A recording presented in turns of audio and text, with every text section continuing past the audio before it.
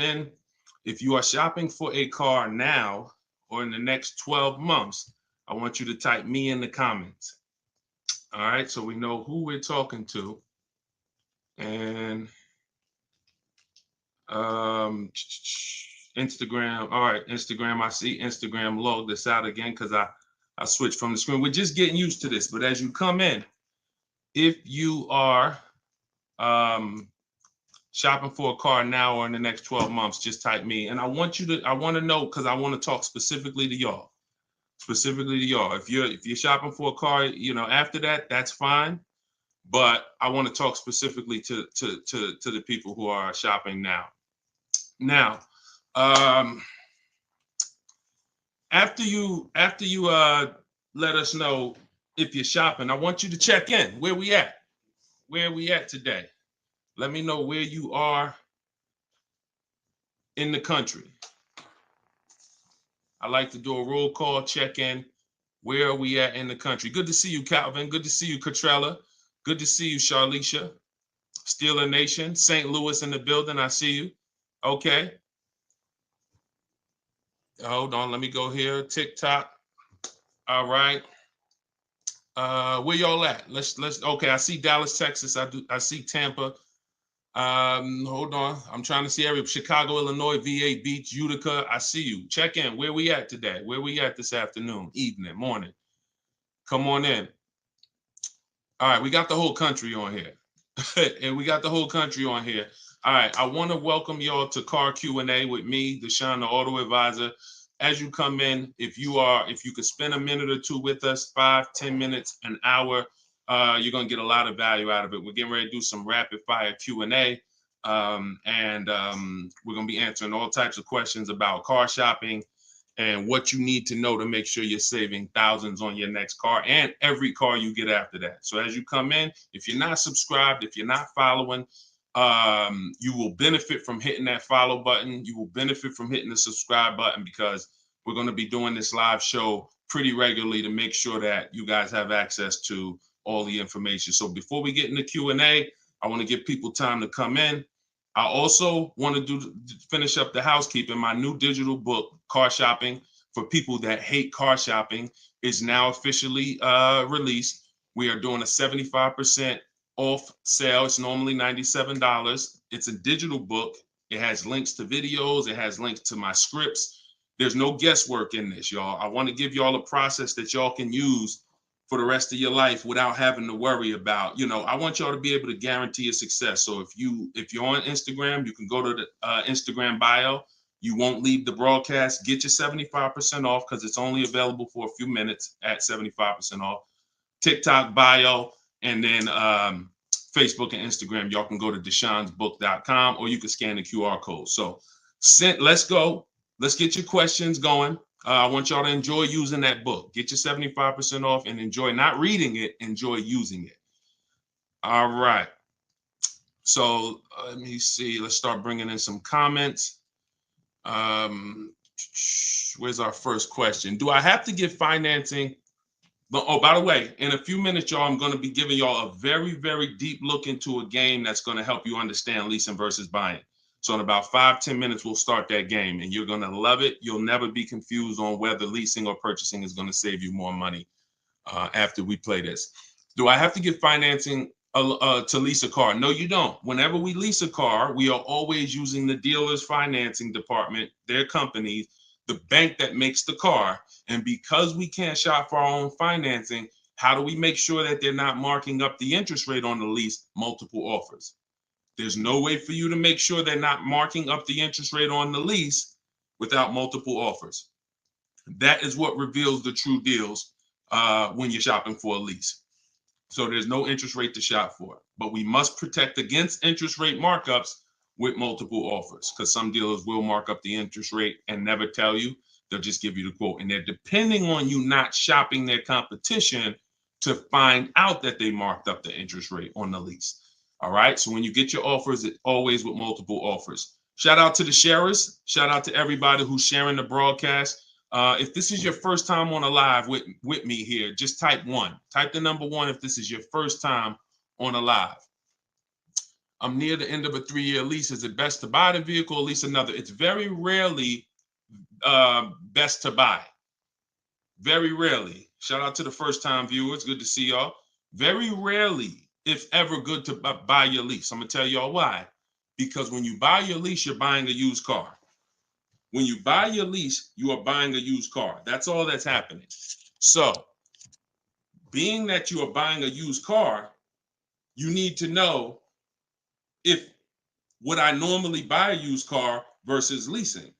And the only way it makes sense to buy your lease out is if you're keeping the car another 8 years.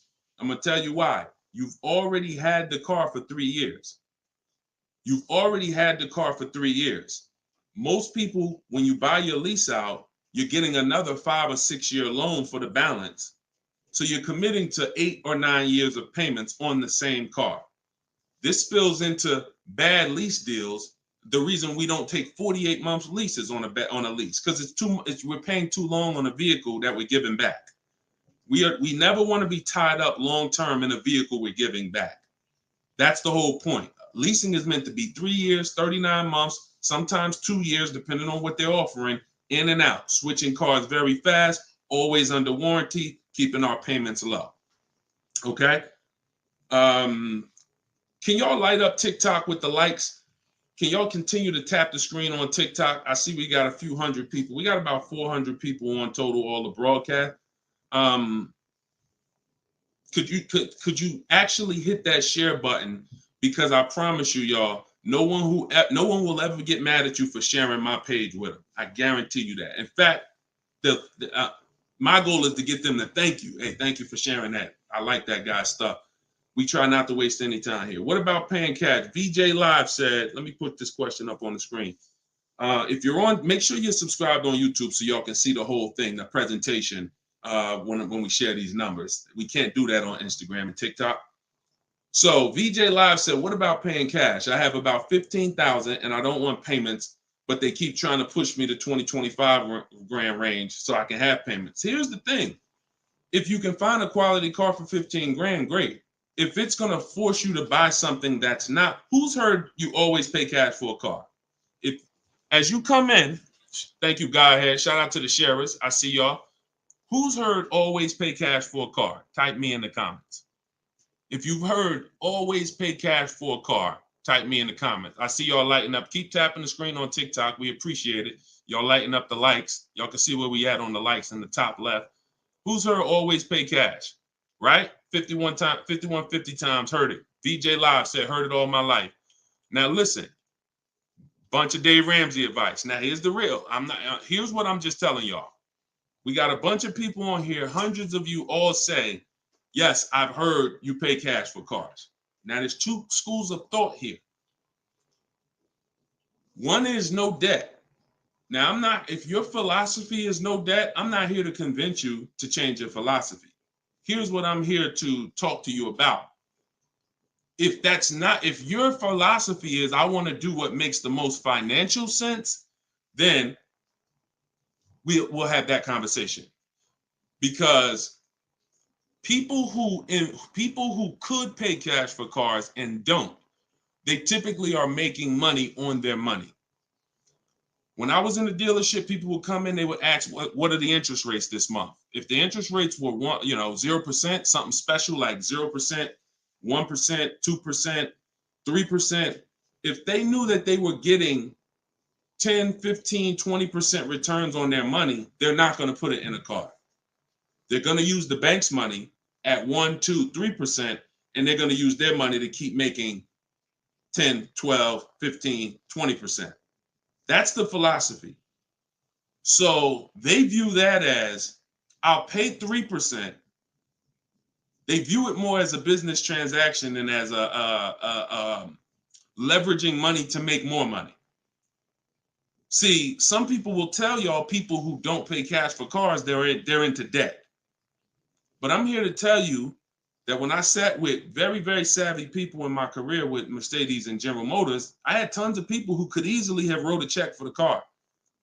I want you to know that if your goals are to eventually get into making more money with your money, investing your money, getting 10%, 12%, 8%, trying to beat inflation, then you're going to have a problem putting your cash into cars.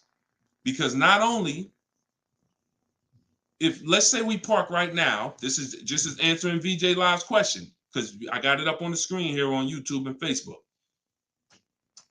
He's asking about paying cars. And many of you, as you sit on the show, you'll see, Dad, that's a similar question. Many of you will see someone's going to ask the same question you have.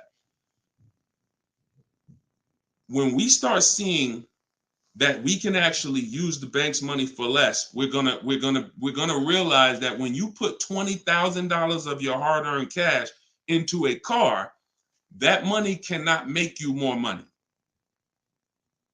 That $20,000 that you just put in the car cannot make you more money. You have maxed out the value of that 20,000. It's in a car, you can't pull it out. You could refinance, but that's not happening. You're going to refinance and just get another loan. The point is, your money's in that car now. So had you had an opportunity to invest that 20 and make 8%, 10%, 6%, 12%, that's what the people who don't pay cash for cars, who are wise, are doing. I'm not telling you there's a difference. Look, I talk a lot about budgeting. I talk a lot about affordability. All through my book, I have systems and boundaries. The rule of 72 and the 10th birthday, how long of a loan you take, how much, when should the car be paid off? That's all in my book. You can get it 75% off, or you can watch my videos. I'm going to always teach it. But if you want it all in one place right here, get the book, 75% off. It's in my TikTok or Instagram bio. But that's what we got to know. We got to know if we're going to use leverage and use the bank's money, there are extremes of leverage. There is over leverage. And we cannot be over leveraged. That means we're taking a loan that's too much, too long, we just want to borrow to try to afford a car. And you see this a lot with older cars, people buying luxury cars that they really can't afford because, brand new, the car is 80 grand. But if they get a 10-year-old one and they get a 5-year loan, now they're in a 2013 AMG Mercedes with 90,000 miles on it. So that's the opposite extreme. Using leverage and loans to buy things we can't afford. But then the other opposite extreme is paying cash when we don't have to.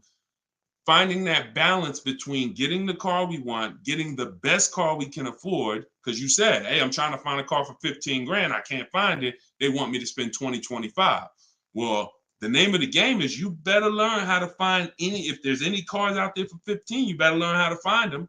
And you look everywhere, you look over all the marketplaces, and before you raise your budget up to 2025, we have something we do called the perfect budget.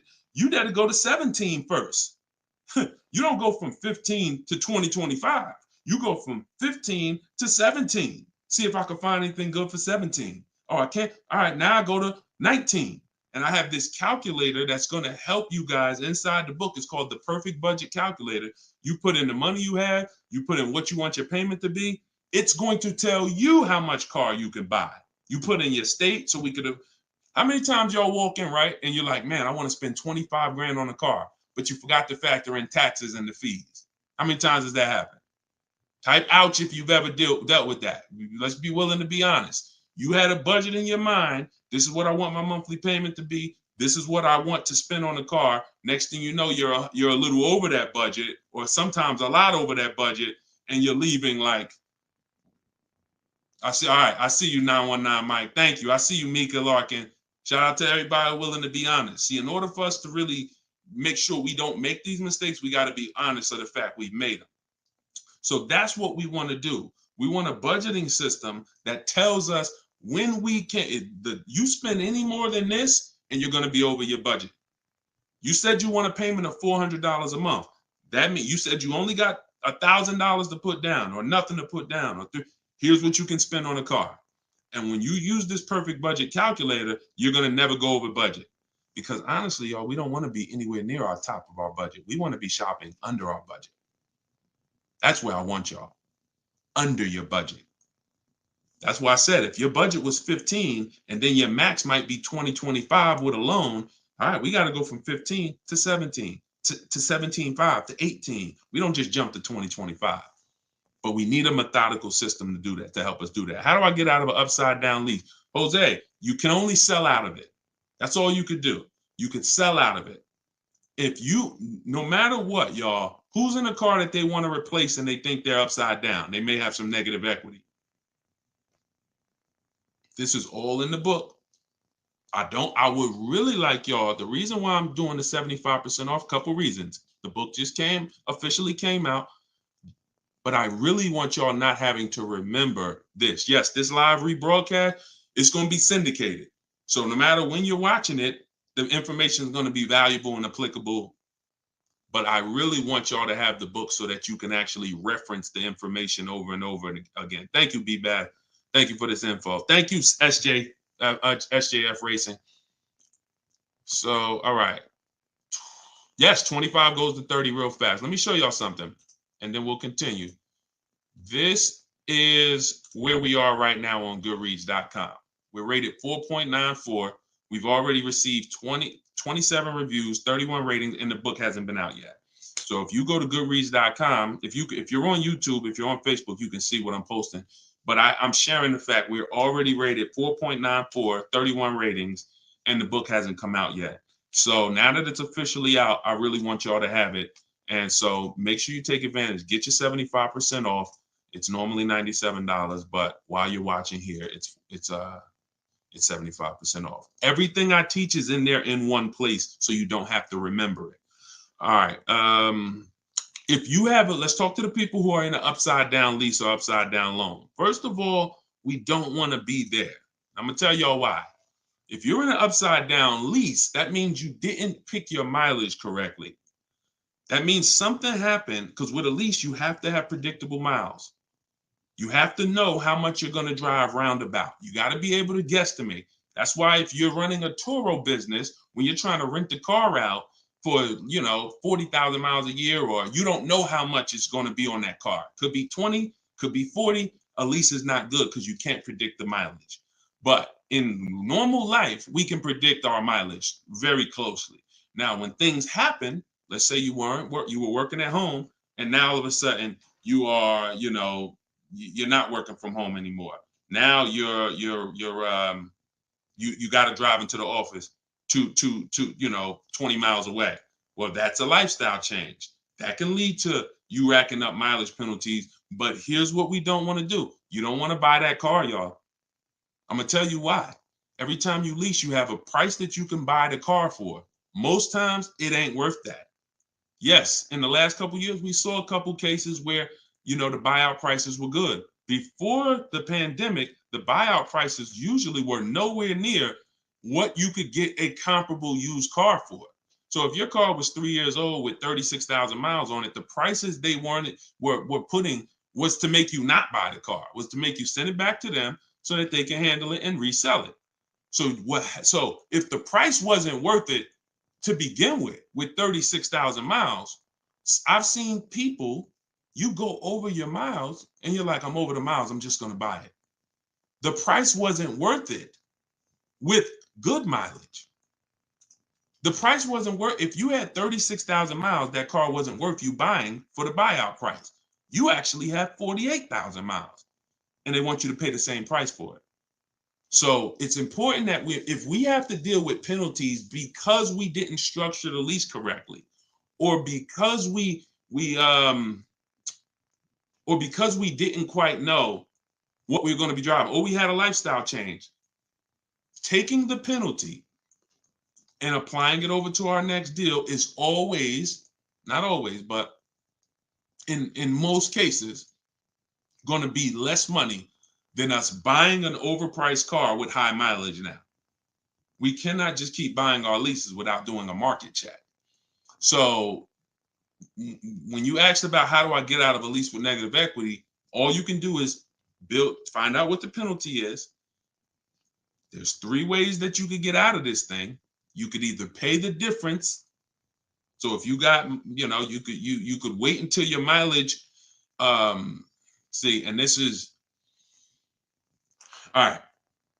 If you have negative equity on a lease, I don't even like to call it negative equity because there's no such thing as negative equity on a lease. There's penalties. That's different. Penalties on a car you purchase. Yes, there's negative equity. You bought it, you have a loan on it, the value is not worth the loan, negative equity. With a lease, we have penalties, over mileage penalties. And now some people say, well, I'm gonna go over mileage, I'm gonna get out of the lease 3 months early. But you don't realize if you get out of the lease early, what do you still have remaining? Payments. Three months of payments, 6 months. Who's ever had a dealer say, hey, don't worry about the payments, we'll take care of the old payments? Who's ever heard that? Type me if you've ever had a dealer say to you, don't worry about the old payments, we'll take care of the old payments. Okay, lots of you. The problem with that is the payments don't disappear. They always get rolled over to the next lease. They always get rolled over to your next deal. So what I want y'all to start doing is I want y'all to see that the money is not hitting. When you have negative equity, 5,000, you got this baggage from your old car, it does not go away. It gets either transferred or you can pay off the difference. So the key is to stay out of negative equity, to stay out of penalties, because yes, once you have them, they have to be accounted for. We got to find our great deal, and then we got to bring our penalties over on top of the great deal. That's all we can do. Now, you better try to see what your car is worth selling it, because you said you're over miles. You call your leasing company, you get your payoff, you find out what your cash offers are. Go to Vroom. Vroom's out of business. Sorry, CarMax, Driveway, Carvana, AutoNation, and Kelly's Blue Book Instant Cash Offer. You can go to Car Guru, Sell My Car Too. These are all people that give you cash for your car. That's what your car is really worth, what those companies will pay. Whoever's the highest bidder, we take that. See, what I'm teaching y'all, and some of you are going to get it immediately right here, right now. Some of you, it's going to take a while to get the fact that your money comes when your savings come when you start learning to make people bid instead of getting one offer. You get the most money when you start learning to make people bid. And so what you have to do is get multiple offers, find out what your car is worth. When you go on those websites, when they ask you, is it a lease, say no, because their websites are set up to where if you put it's a lease, it's going to automatically trigger that they can't buy it. But they can buy it. We've been doing this, y'all. I got hundreds and hundreds of members in Cars from Home University. We shop all around the country. You must put no when you're getting offers for a lease, because their computer is set up to automatically think that it's a third-party restriction and they can't buy it. But when you call your bank, you're going to ask them, do I have a third-party restriction? If they say no, then that means you can sell to anybody. But again, the way these companies are set up, they saw us making all this money on these cars, and the bank said, no, we got to do these third-party restrictions. And it was so many people going to those websites saying, oh, I'm about to sell my lease. And then they would get there, or they would talk to them and they would say, no, we can't buy it because it's a third-party restriction. So they just made their website default to, we don't buy leases, but we do know if you don't have a third-party restriction, they can buy your lease. And it's very important for you to know that. And if you do have a third-party restriction, it doesn't limit the fact you can sell and make money. It limits who you can sell to. When you have a third-party restriction, they say what they're saying is you can only sell your car to a dealer that makes the same brand. You cannot sell to a third party, Carvana, Driveway. You can't sell to them directly. You can only sell to a dealer. So what does that mean? I see y'all lighting up the likes on TikTok. Can y'all keep tapping the screen? Let's keep those likes going up. I see it. I appreciate it. And thank you to everybody sharing. So when you are, I just got off my point, but I know it was about selling. So multiple offers, y'all. This is all in the book, Car Shopping for People that Hate Car Shopping. Who has their copy? Who got their copy? We'll continue. We got some more time. We're gonna keep doing Q&A, but who got their copy of the book already? Who got their 75% off? I really want y'all using this. The book is affordable for everybody. Everybody. All right, especially at 75. Now it should show, make sure it's not showing the 97%, $97 price. That's the normal price. I see you, 5150. Okay. All right, I see you, Jimbo. Okay. Okay, I see you, Diane. I appreciate you. Okay, and I want y'all to use it. Don't read it, use it. That is like literally it's an action guide. That ain't a book you read and then you have a bunch of things you got to remember. I'm walking you through the process step by step. And again, everything I teach is in my videos. So I don't hold back in my videos, but I do want y'all to have access to all the information in one place. If if you don't want to cycle through all my videos to try to find it. All right, is it worth buying a car from Carvana? That's a great question, Danny. It depends on if it's the best deal in the market. Danny said, is it worth it to buy a car from Carvana? Now, you can put anything in there. You can put Driveway, any of these online sites, online car buyers, online used car sellers.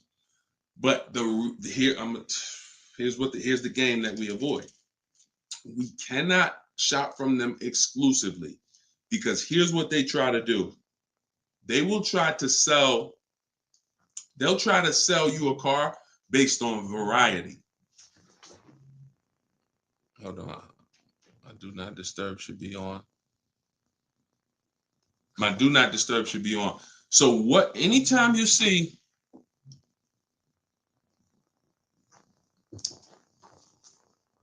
hold on one second.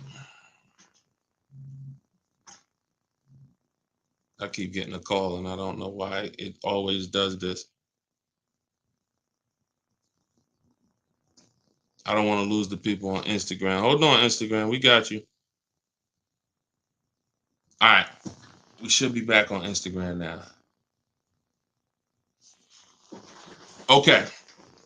So most times, especially when we're selling our cars to these people, you got to realize we sell our cars to Carvana, to Driveway, to all these companies because they pay more than dealers on average. If they're paying more than dealers on average, they're usually not the lowest price. When they're selling the cars, they're usually one of the highest. You can't pay people more than dealers and then turn around and sell for less than dealers. That could be part of the reason why Vroom went out of business. But whenever we shop for a pre-owned car, Carvana is always on the list. Whenever we shop for a pre-owned car, CarMax is always on the list. Driveway is always on the list. Why? Because we shop everywhere there's a used car. You may have been trained to shop local with used cars or to shop I only go to Car Gurus. Then you're missing the stuff that's on cars.com. You're missing the stuff that's on carfax.com. You're missing the stuff that's on Driveway. You're missing the stuff that's on CarMax. So we got it just the same way. If we were buying a baby stroller, we're going to go to Walmart, right? .com. We're going to go to Amazon, right? We're going everywhere, right? That's the same way we got to be when we're shopping for used cars. Carvana is just one marketplace. And unfortunately, there are people who shop from them exclusively because they're like, oh, I just love Carvana. I don't have to go into the dealer. And they don't realize that, one, what I teach you won't be in a dealer more than 30 minutes. And also, if I'm not checking their prices, I'm going to overpay. And I'll literally have I didn't have to go to a dealer, but I got a car in my driveway that I could have got for $5,000 less if I just shopped around the right way. I did just mention Auto Trader. Auto Trader's on our list, Alex. Auto Trader is one of our marketplaces. It's one of the marketplaces we shop on. It's just like a Walmart. It's just like a Amazon.com. Auto Trader is a big one. We definitely don't skip any used car marketplace. Now, we don't use Auto Tempest because Auto Tempest pulls and aggregates some data from other people's websites. They're not their own marketplace, so they can't get all the data. So that's why I don't use them. We just go direct to the marketplaces themselves because no company has the rights to market everyone's product. And so as long as no company has the right to market everyone's products, the only way we're going to see all the product is by being on all the marketplaces. But I'll show you how to do this quick.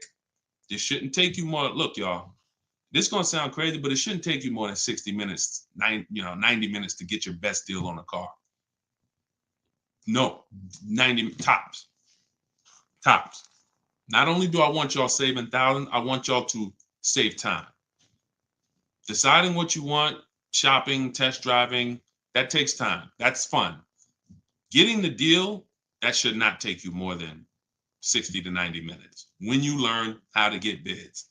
Okay. And the more you stick around, the more you use what I teach, you're going to make deals and save more money in like less time. I don't want to spend more than 60, 90 minutes getting my car deal, and I don't. All right. Ivan said, planning to get a new car ASAP. What are the steps to prepare that you would suggest? Well, first thing is to know whether you're buying or leasing. Let's go into this game. All right, let's go into this game. Thanks for reminding me. Now let's this is a game that I've done this on in some master classes. This is also in Cars from Home University, my video library. So what I want to show y'all is I want to show y'all this game I like to call Who's Winning. Okay? This is why. Now listen, we get ready to make some people mad at some people. I don't want y'all to get mad, but once y'all see this, y'all are gonna be mad at some people who taught y'all bad information about leasing, and it's cost y'all money. This is always step one. Now I'm getting calls from Facebook. How could this is so weird. I don't get how the heck I have my phone on do not disturb and I'm still getting calls. That is so weird to me. Got to figure that out. So bear with us, Instagram. Instagram is always the one that has to bear with us, you know. But all right, so this is what we're doing here. And look, go to YouTube or go to Facebook and watch the rebroadcast. Rob Rue said, "Where do I purchase the book?" Everybody who wants to purchase the book and get the 75% off, if you're on Instagram or TikTok, go to my bio, click the picture of me, go to my bio, you'll see a link, and then you'll see 75% off. Grab it. You won't even leave the broadcast, so you don't have to worry. You'll be right here. You'll still be able to hear me. And then if you're on YouTube, or you can go to deshonsbook.com. If you're on Facebook, go to Deshon's Book, or you can scan the QR code. So what we're about to do, I'm going to ask y'all a question. We're going to go down the road and we're going to compare two different people here. People who buy a car and people who lease. This is step one. Before you think about how much you're getting how much you're going to pay, your budget, any of the things, do I have down payment? Before we think about any of that, I want y'all to know what the most important question is. That's leasing versus buying. So on this screen, I'm comparing a person who leases and got a brand new $40,000 Jeep Grand Cherokee 2024. Now, I want y'all to look at this if you're on Facebook and Instagram. If you're on Facebook or YouTube. This person with a good lease deal is paying $500 a month. $500 a month for a brand new $40,000 car. Now, the person who purchases, some of y'all know every $5,000 on a loan is about $100 per month. So if you're looking at a $40,000 car, you're looking at about $800 per month on a 5-year loan. Now, I got this person in here on a 6-year loan at $675 a month. That's how much this car costs. 6-year loan, 3.99%. $675 per month. Let me ask y'all a question. Looking at this screen, who's winning so far? Two people drive off the lot in a brand new Jeep Grand Cherokee. They have the exact same vehicle. One is white, one is gray. One person's paying $500 a month. They're leasing it. One person's paying $675 to buy it. $675 for 6 years. Who's winning, the lease or the purchase? Put L or P. We're just talking about, literally, we just drove off the dealership. You sitting in this car next to me. We got the same truck. I'm paying $500 a month. You purchased it. You're paying $675. Who's winning? The lease. Exactly. If you're saying purchase, you're missing it. You and me are in the same car. I'm leasing the same car as you for $500 a month. You're paying $675 a month. Same exact car. Who's winning? Exactly. See, Rob, and these are the things where we can't look. There is no, the purchaser is not winning. It's not no. It depends. We have to go straight up. We have to go straight up by the numbers.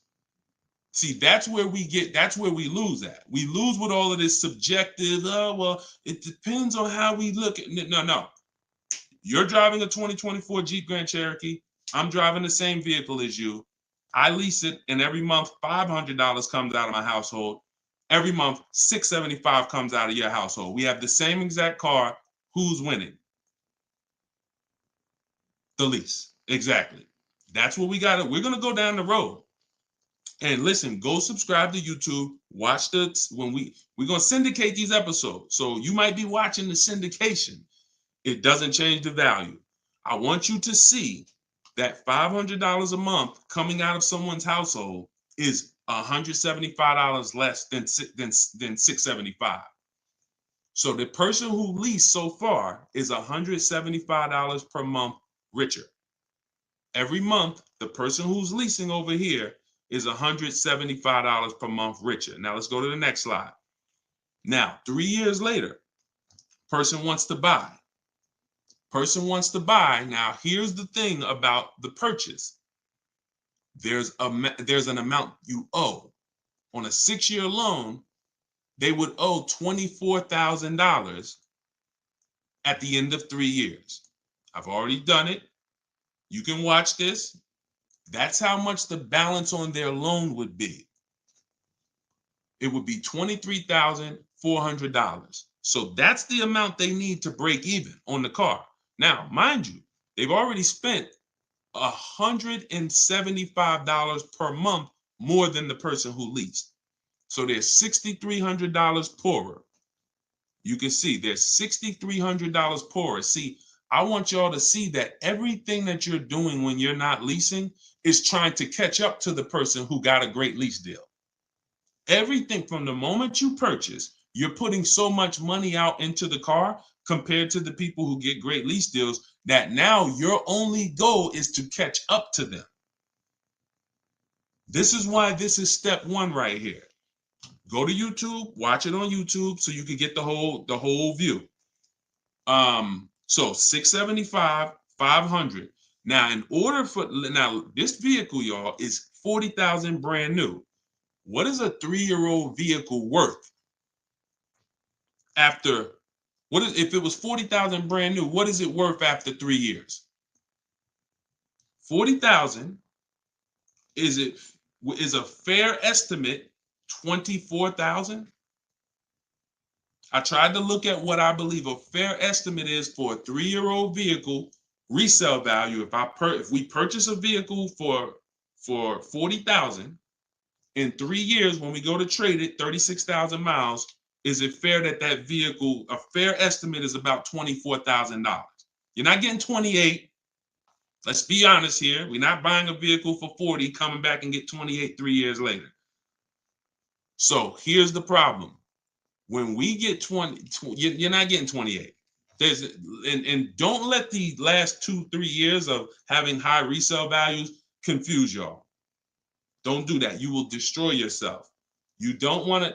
There is no class, Solomon. There is no class. This is the class. Just tune in and lock in. Like, this is serious financial education that is going to be simple if you just focus on it. If you buy a vehicle for 40, the average that you're going to see that vehicle when you go trade it in is you get about 24 on. That is going to be a good cash resale value. And that's what happens to most people.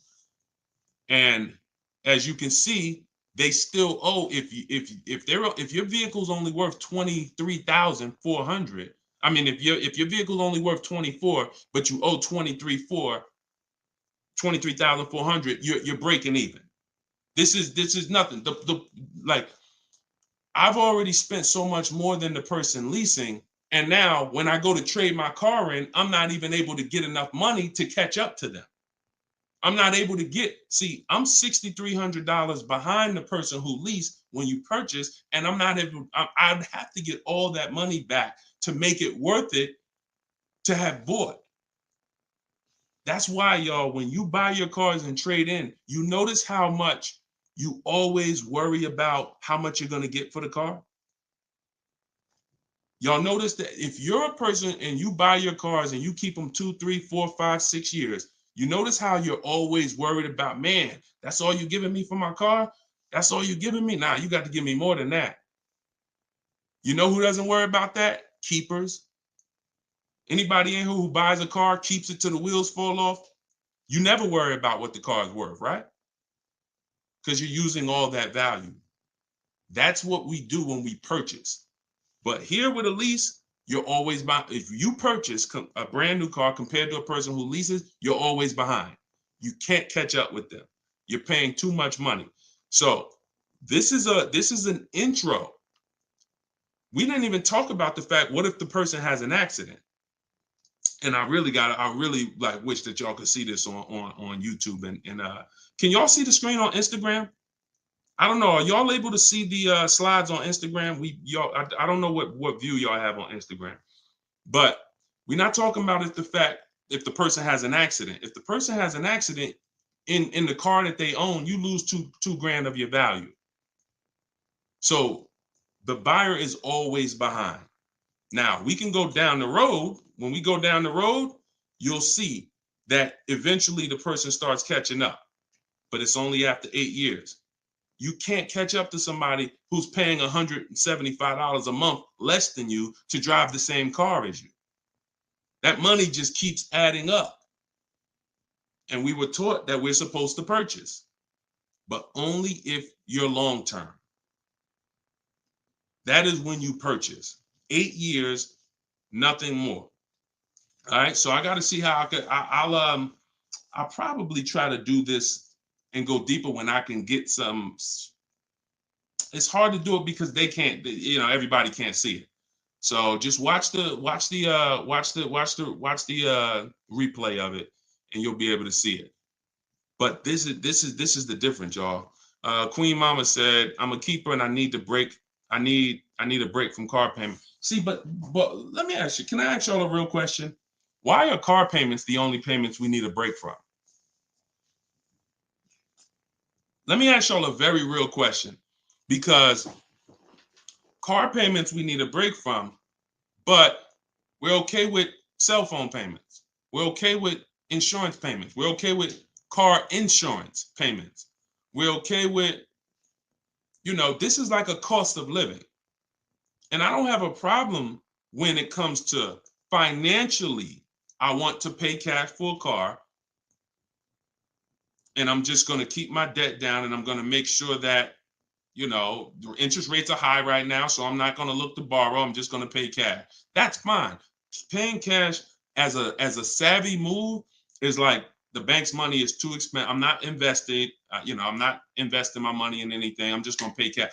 But why are car payments the only ones it's the only payment we look and say, well, I want to avoid that. We don't do it with houses. We don't do it with anything else in life. And sometimes it makes us get a bad car because we like, oh, I'm just going to save up $8,000. I'm just going to say. Meanwhile, if we knew how to properly structure our deals, we can get the best car for our budget, under our budget. Because y'all know all cash is saved up payments, right? All people be like, oh, I'm going to pay cash. If you save up $20,000, that's just a bunch of saved up payments. Yeah, she said, I'm tired of house payments too. I understand.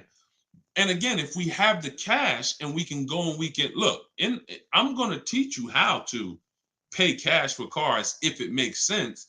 And if you have cash, that's great. We got to make sure we get the best price on the car. But at the same time, you need to know when it doesn't make sense to pay cash.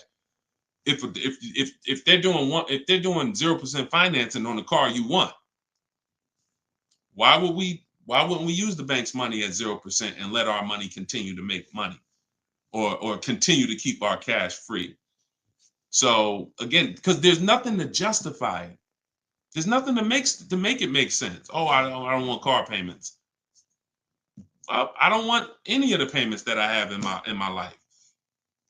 But my goal is to get the best you know, the best out of what I'm paying for. But yeah, it's a lot that goes into it. You got to make sure that those that's why y'all, we got to shop below our budget. I need a break from rent. Yeah, we got to shop below our budget. Look, when we let people talk us into cars that are above our payments goals, that are above our monthly expense goals, oh, now we get tired of them. But if your monthly budget was 500 and you went in and you left with a great car at 450, 425, you ain't really tired of that payment. You're tired of the payment, right? Like, you're tired of the payment that's 700 when you really didn't want to go above 650. Now you're like, dad, I'm paying 700 for this car. Dad, I'm getting tired of this. When you're under, you don't get tired when you're under your budget. You get what I'm saying? Does that make sense? Type I don't know, $ if that makes sense. We only get tired of payments when they're over our budget. When they're comfortably within our budget, we're never tired of them. That's why we're fine. So, but we got to learn how to get the best cars for our budget, and that comes through multiple bids. You have no idea. And then it comes through leasing versus buying, which is what we've been talking about in this initial thing. You know, in this initial thing, I'll try to get everybody on one stream, you know, where y'all could all see, because I really want to focus on the people who can see the slides. And, you know, because I know I could engage with them because they can see the slides, and then but it's people who can't. So that's all right. We'll continue to adjust. But you got to know, believe me when I tell you, thousands of people have learned that the biggest issue of affordability for the cars that they're driving was the fact that they didn't understand leasing. Leasing is going to get you 30, 40% more car for the same money when you learn how to get great lease deals. All day long. So if it's people who driving a daggone $50,000 car, they got a $900, $1,000, $1,100 a month payment. At the same time as people driving $50,000 cars, and look, this is their payment. I'm gonna show y'all something that's gonna blow your mind. You can't believe that this is a payment on a car. Right here, look, Greg is in our Facebook group. He's in our Cars from Home University program. He said, my first time posting here. His MSRP on his car that he got, it's a Kia EV6 Win with the tech package. $56,275 car, y'all. $56,000. That vehicle, if he went in there and said, I want to purchase that, you know, man, I'm not leasing nothing, you know, how much is it? That vehicle is $1,100 a month on its best day. 5-year loan, $1,100 a month. If he stretches out the loan 6 years, maybe it's $1,000 a month. I don't ever recommend you go above a 6-year loan. When we get into structuring our deal, y'all gonna hear me talk about the rule of 72, 10th birthday. We don't ever want to go above a 6-year loan. It's very risky, and it's a sign of affordability. We can't afford the car. It's like a 40, 50-year mortgage. So the point is, if he walks in to get that car, he's leaving with $1,000 car payment. Same car. Look at what he got, y'all. Shopping multiple offers. The dealer that won the bid, his payment is $527 a month. $527 a month. He gave him first month's payment, and he drove off. He said no other dealer came close. Some people may have shopped that car and said, Deshone, I was shopping a lease for that car. They was telling me it's $800 a month. Absolutely. That's normal, because the overpriced dealers that we don't buy from are going to take their shots. But in order for us to see that, wait, this car is not really $800. The best deal on this car is $527. We have to shop multiple offers. Now, it's not always going to be that dramatic, but I promise y'all, when y'all shop multiple offers, it's going to blow your mind. The best deal to the worst deal is going to be $3,000 to $5,000 different. And you're going to see that some of the dealers that you've trusted the most, that you've been buying from, maybe your family been buying cars from them, some of them may be the ones to take the biggest shot at you. So you have to shop multiple offers. But y'all see how there's no comparison to that deal Greg just got? $527 a month. Another person's driving the exact same vehicle paying $900. This is how, when y'all see these videos of that, people average car payment is $1,000. How? Because they don't understand leasing. They don't understand leasing. Once you understand leasing, you'll understand how these people are getting jammed up and how you may have gotten jammed up in a high car payment for a car that you might feel like, oh, I'm paying way too much money for this car. And then the opposite side is, if we are purchasing, we have to make sure we are getting the best price for the car and we are getting the best interest rate we can get. Does he lease to buy? No, we don't do lease to buys. We don't mix the two. Leasing is its own benefit. That's a great question. Great question. Let me put the banner back up for those of you who want to get the book. See, if you don't want to have to remember all of this, grab your book. My new book is called Car Shopping for People That Hate Car Shopping. It's digital, so you could download it, be literally using it in 2 minutes, and just go to deshonsbook.com. It's 75% off for our launch, and you can get your copy. If you're on Facebook or if you're on Instagram or TikTok, you could go right to my bio. Click the link in my bio, get your copy while it's 75% off. Price goes back up to $97, I think, after 30 minutes. All right, so your payment is over $1,100 now, and look, that means your loan is probably somewhere around 60 grand or more. Depends on how much it depends on what your term was. So if your payment was $1,100 a month, on a 5-year term, that's a $60,000 loan. That's about a $5,500 loan on a 5-year term. So you want to look at other ways to acquire that car. Is there a way that I could have been in this car for less money? Now, watch this, Gigawear, because he's being honest. My payments is $1,100. If you are buying that car and your intention is to keep it, and that means your intention is to keep it for 8+ years, you're going to pay off that car, and then you're going to just, start to catch once you don't have a car payment, you can start to catch up to the person who leased, because the person who leases is always going to have a payment. That's the downside about leasing. There is no opportunity for you to pay off the car, and you don't want to. Again, it's not like when you're not keeping cars long enough, you're getting great lease deals. The goal is not to pay off the car. The goal is to drive the most car I can for the least amount of money. That's the goal with a lease. The goal with a purchase is to now pay off the car and start to now keep the car long enough for the depreciation to cool off. Depreciation is the value that it loses every year. Thank you, Becky. Good to see you as well. Long time. Great to see you.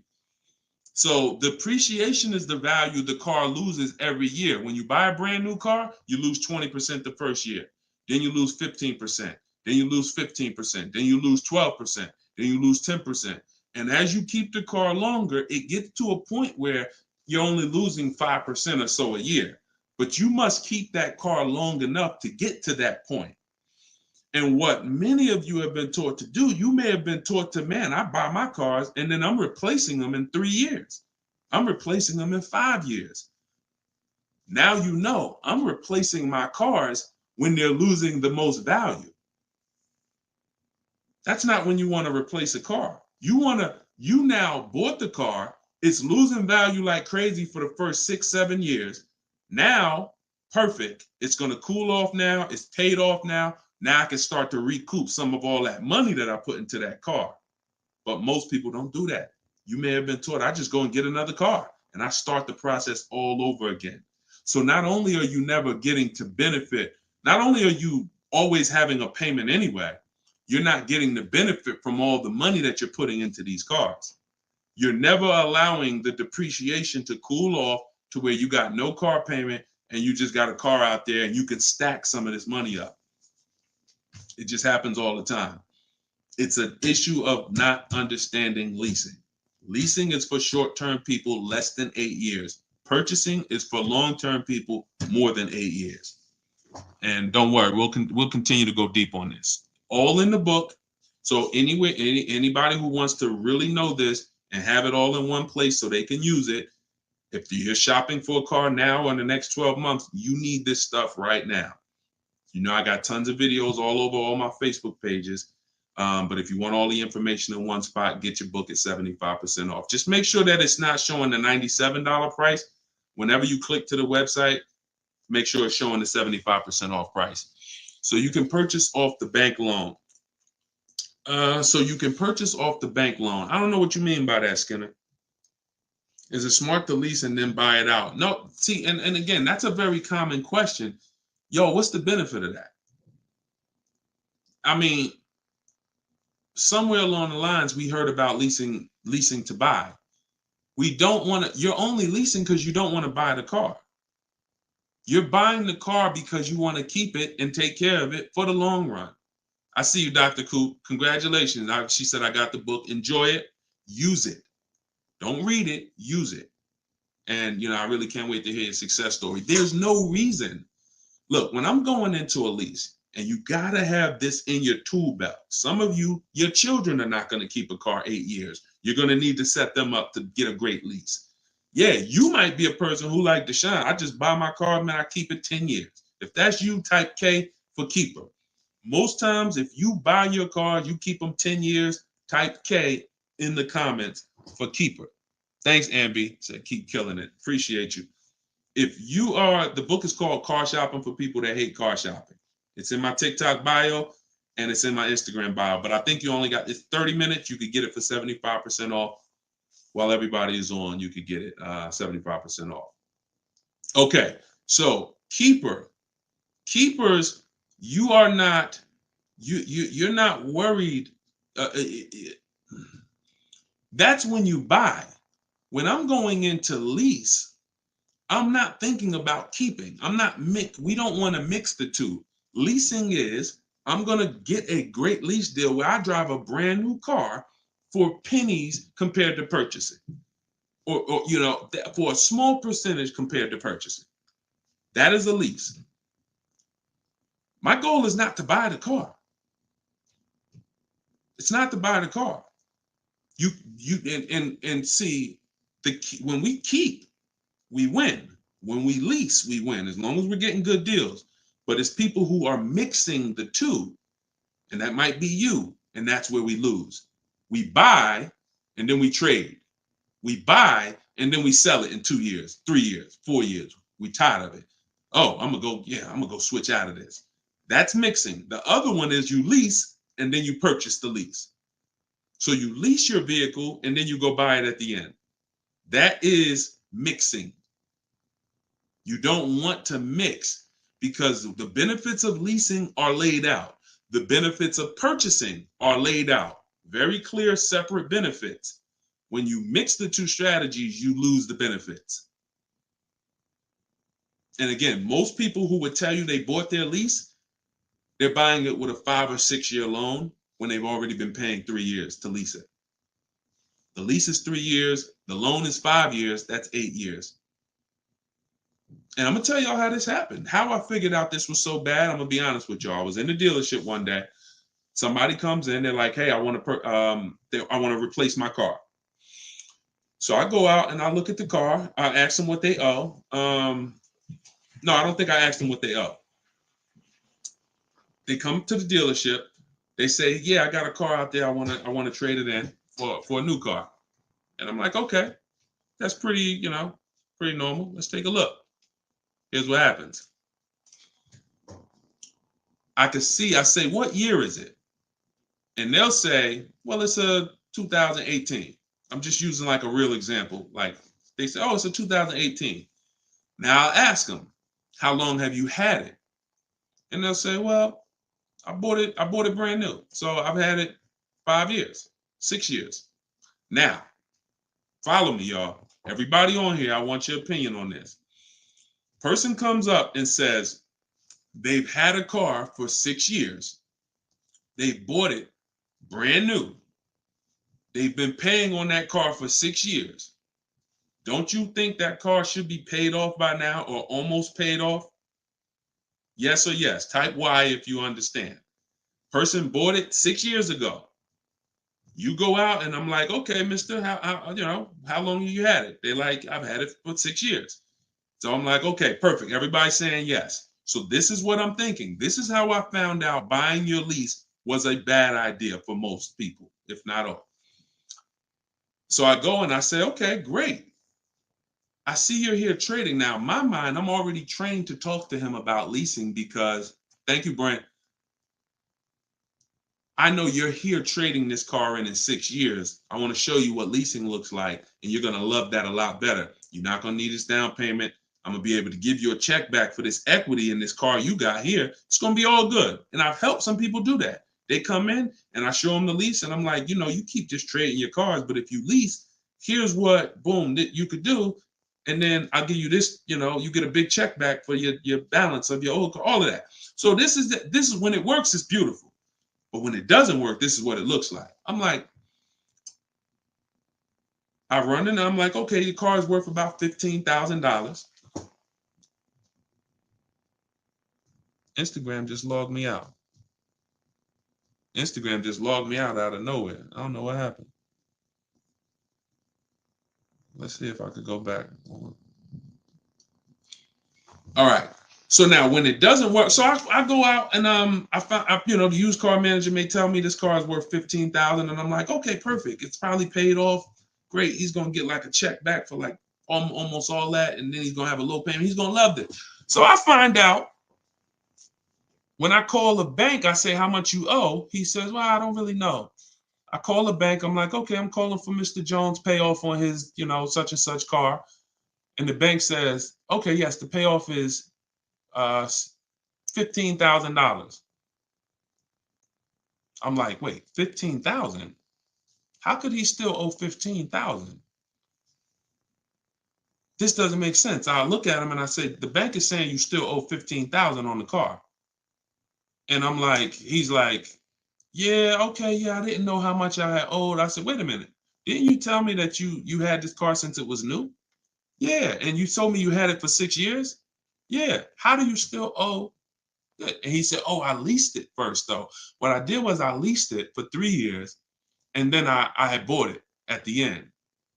And I'm like, there we go. That's the problem. You leased it for 3 years.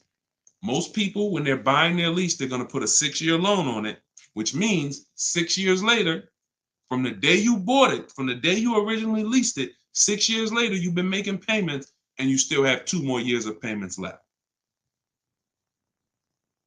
That's actually, I'm wrong. That's 9, 3 years of payments left. Happens all the time. So I literally, y'all, smart people on here, you'd never take a 9-year loan, right? Type never. You never take a 9-year loan. If you're enjoying, please subscribe to the YouTube channel. If you're not subscribed already, we still got probably 400 or 500 people on here throughout all the platforms. If you, whatever platform you're on, make sure you're following us, because this is the stuff we do. You would never, right? You would never take a 9-year loan. But the same adamant, we're adamant we'd never take a 9-year loan. We got to see every single time. Thank you so much. I appreciate the gifts on TikTok and all the platforms. We got to take every time we hear about buying our lease out, unless we're going to pay cash for it, which is another discussion. But most people are not. They're going to take a 5 or 6 year loan out. So as soon as you hear lease to buy, as soon as you think lease to buy, I want you to think 8 or 9 years of payments on the same car. That's why it's a bad idea. That's why it's a horrible idea. Okay. Now, if you are comparing, we had somebody in our group yesterday who was asking about buying his lease out because he's going to give the car to his parents and because they're going to keep it long term. And the value of the car compared to the value of a similar used car is a great deal. That's different. Buy it.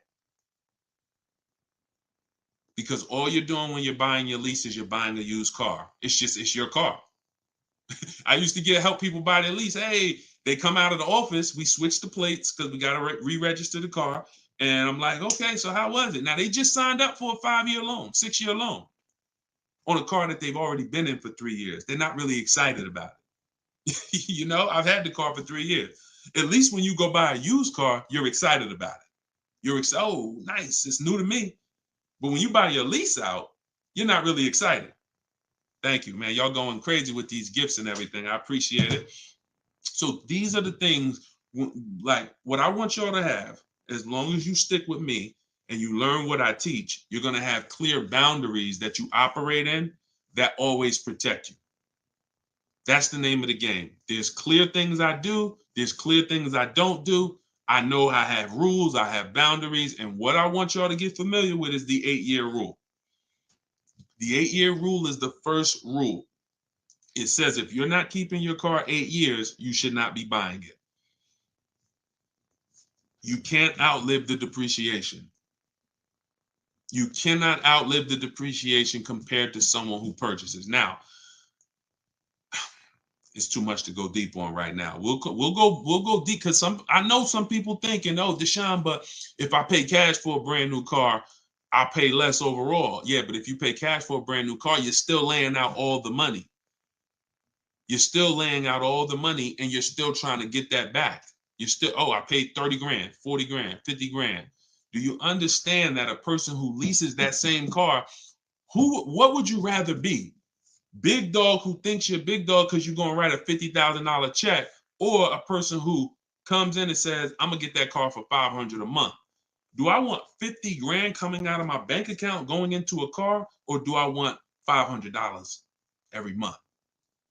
It's much more, it's a much more pleasant feeling to give a bank $500 every month to drive their $40,000 car than it is to say, okay, you want this $40,000 car, then you come give us a check for the whole amount and the taxes and everything. Now I'm taking the check out, boom. And again, there are situations where that's right, but I want you may have been somebody who's like, yeah, but I don't think it's right for me. And that's okay. That's okay. I'm not one of these people that's going to make y'all feel like you are wrong by using leverage and learning how to creatively acquire cars where it's a little bit of money coming out of your bank account every month versus what people have told y'all and how you should be buying cars. Thoughts about leasing luxury vehicles. It doesn't change, Dr. Doctober. That's a great question. He said, what are your thoughts about leasing luxury cars? Same principle, 8-year rule. I don't care whether you're leasing a G-Wagon, whether it's a Bentley you're looking at, whether you're looking at a Toyota Corolla, the 8-year rule is what applies. Because the 8-year rule takes into account the depreciation. If you look and say, that's a car I'm keeping for 8 years or more, you buy it. If that's a car you're not keeping 8 years, you're going to see you'll pay thousands less and drive a better car leasing it, even if you try to buy it used. So I'll need more than one broadcast to really go deep on this. I'm just getting familiar with how to use all of these tools where I can show you all stuff. But we'll continue to go deep on this. This is not a subject. If you've gotten years and years of bad advice, it's not always. Some of you get a breakthrough immediately, and some of you it takes more time because again, it's been beaten to your head, and people with loud voices who shout tell you this is what you do, or you never do this, or you always do it like this. You know, like who's heard somebody say never buy a used car? I mean, never buy a new car, always buy used. Who's heard that? Type of U for used. If you were taught you always get a used car, you should never get a new car. Who's taught that?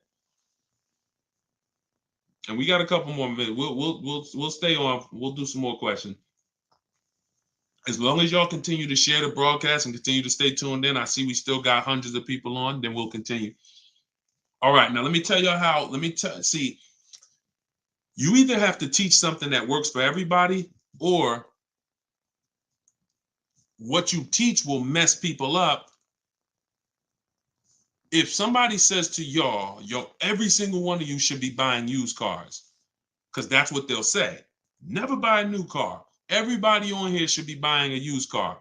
So that means you think everybody in the country should be buying used cars, right? Yeah, absolutely. Nobody should buy a new car. Nobody in this whole country should buy a new car. Like, no, always buy a used car. Okay, perfect. So let's just say if you had your wish, everybody in the country will be buying used cars, right? Because that'd be better for them, right? Yes, if I had my wish, everybody would be buying used cars. Then here's my question. How do they become used cars then? How do they become used cars if everyone is buying used cars? I want y'all to think about this. If you had your wish, you could snap your finger, Mr. Financial Advisor, whatever you teach. How could everyone buy used cars? It's impossible. The cars come in new. They don't just, so if everybody was buying used cars, what's happening to the new cars? They're just sitting there. And then, so that's not a practical solution. How do we acquire? Who should be buying brand new cars? People who are going to lease them, and people who are buying new cars, who want to purchase, keep long term, and you could afford new. That's only if some people say, Deshone, I want to buy. I'm not leasing, I want to buy. I keep my car, but should I buy new or pre-owned? That depends on budget. That depends on, unless you want one specific from a year, sometimes it'd be like, oh, I want this special year. But if it's a case of, you know what, I can afford both. Should I buy new? Should I buy pre-owned? That's a matter of budget and preference. If I could afford a new one and I can keep it long enough to outlive the depreciation, then I'll buy new. But if I can't afford to get a quality vehicle for my budget, then I'll buy pre-owned. And some people want to treat themselves. Some people like, I only get a new car every 10 years, Deshone. I'm going to get something new. That's fine. That's fine. As long as it's long term, because time heals all wounds. We killing the likes on TikTok too. I appreciate everybody tapping the screen. Y'all still running the likes up. Appreciate it. Shout out to the subscribers. If you haven't subscribed to us on YouTube yet, please, we invite you to subscribe. This is what we'll do. You'll get notifications of when we live, so you can make sure you tapped in. I see you, Barbara. She said, I just bought the book. I appreciate everybody who got the book at 75% off. This is the launch. I'm excited. As y'all saw earlier in the broadcast, we're already rated 4.94 on Goodreads.com. We got 31 reviews. That book, Car Shopping for People That Hate Car Shopping, has been really changing people's lives and the way they shop. It's a tool. It's not something you read. It's something you use. So get your copy at deshonesbook.com, 75% off, or you can scan the QR code, or if you're on Instagram or TikTok, just go to my bio. And as long as you're seeing this, you still should be able to get it at the 75% off price. And it's immediate download. So, and you'll see as you read it, there's a reason I had to make it a digital book. I couldn't print it because it links to videos, it links to docs, I got scripts that it links to. There's no way I would have been able to do it printing the book. And then also, sometimes I need to update stuff, like Vroom went out of business 2 months ago. If I would have printed the book, now Vroom is, I need to be able to update real time when something happens, and I couldn't do that with a print book. I didn't want thousands of print books out there, and then something changes, and now I got to tell people, oh no, you got to get volume 2 now. You know what I'm saying? Thanks, Angelina. All right, so Dr. Coop says, I have a paid off Toyota. I don't want to trade it. Should I have a down payment? You don't need, look, if you can find a deal on the vehicle you want below your budget with no down payment, then do it. You said you have a paid off Toyota. You don't want to trade it in. Now, here's what I ask people. You put the vehicle to use, because if you're going to go and get another vehicle, then you're going to be paying for that vehicle.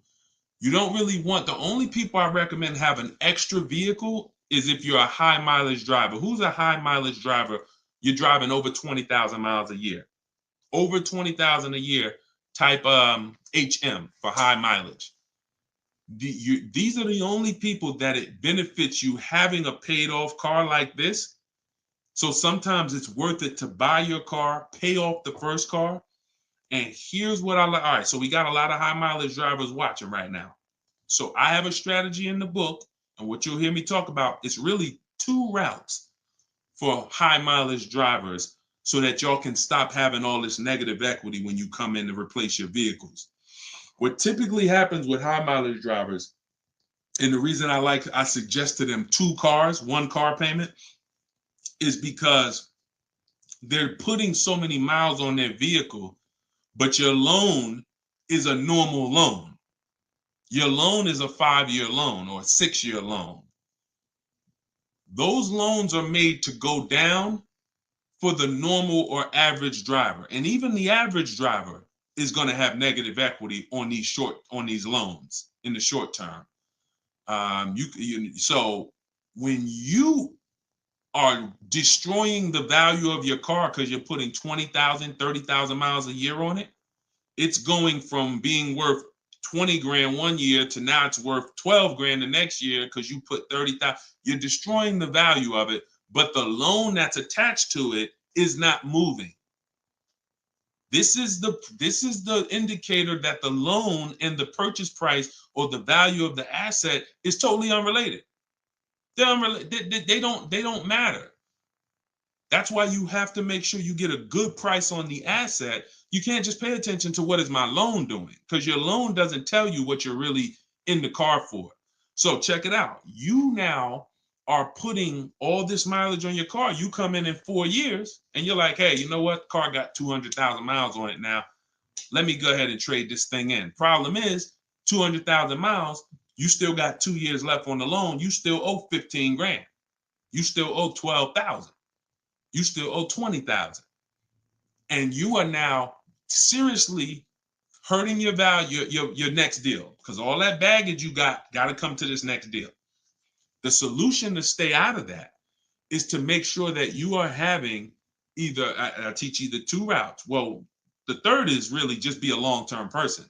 You could drive 30,000 miles a year. And if I'm a long-term person, I'll just have 300,000 miles on my car in 10 years. And then I just go switch it. It's keepers here that's long-term people, high mileage drivers, and they get their car. That thing got 250,000 miles. It's mostly highway. And in 8, 9, 10 years, they go and they replace it. No need to lease. Again, continuing theme. Long-term, don't think about leasing.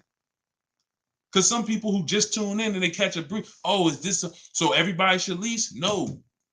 That's what I'm trying to tell y'all. Long-term people, long-term purchase, you buying a car for your kid in college and they're like, yeah, I'm going to keep that thing for 10 years, man. You know I'm boring. Great. But most kids are not. They're like, hey, when I get my job, when I turn 24, I'm probably going to want something different. So if you're not a long-term person, you should be purchasing. But I mean, you should be leasing. But going back to the high mileage, y'all, this is how it works. The 2 strategies for high mileage drivers is to have one separate car. You pay that thing off. And now that becomes your mileage car. And you go and lease a nice car. This is beautiful. This prevents you from having 2 car payments. And this allows you to have a nice car that you're not destroying. So you pay off that first car. If you're going to go this route, your first deal is a purchase, because you're going to get that first car, pay it off, could be new, could be used, but it must be quality.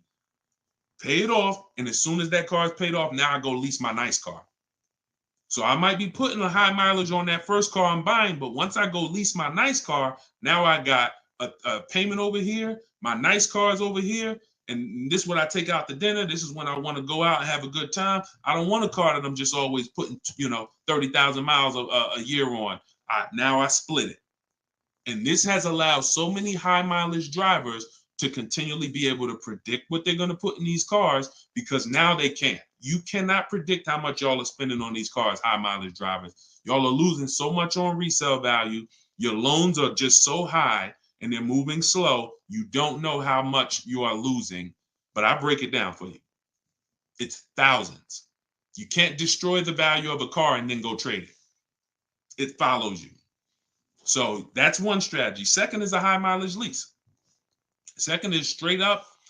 First time I experienced this, I had a guy came in and he was bringing back a lease with 75,000 miles on it.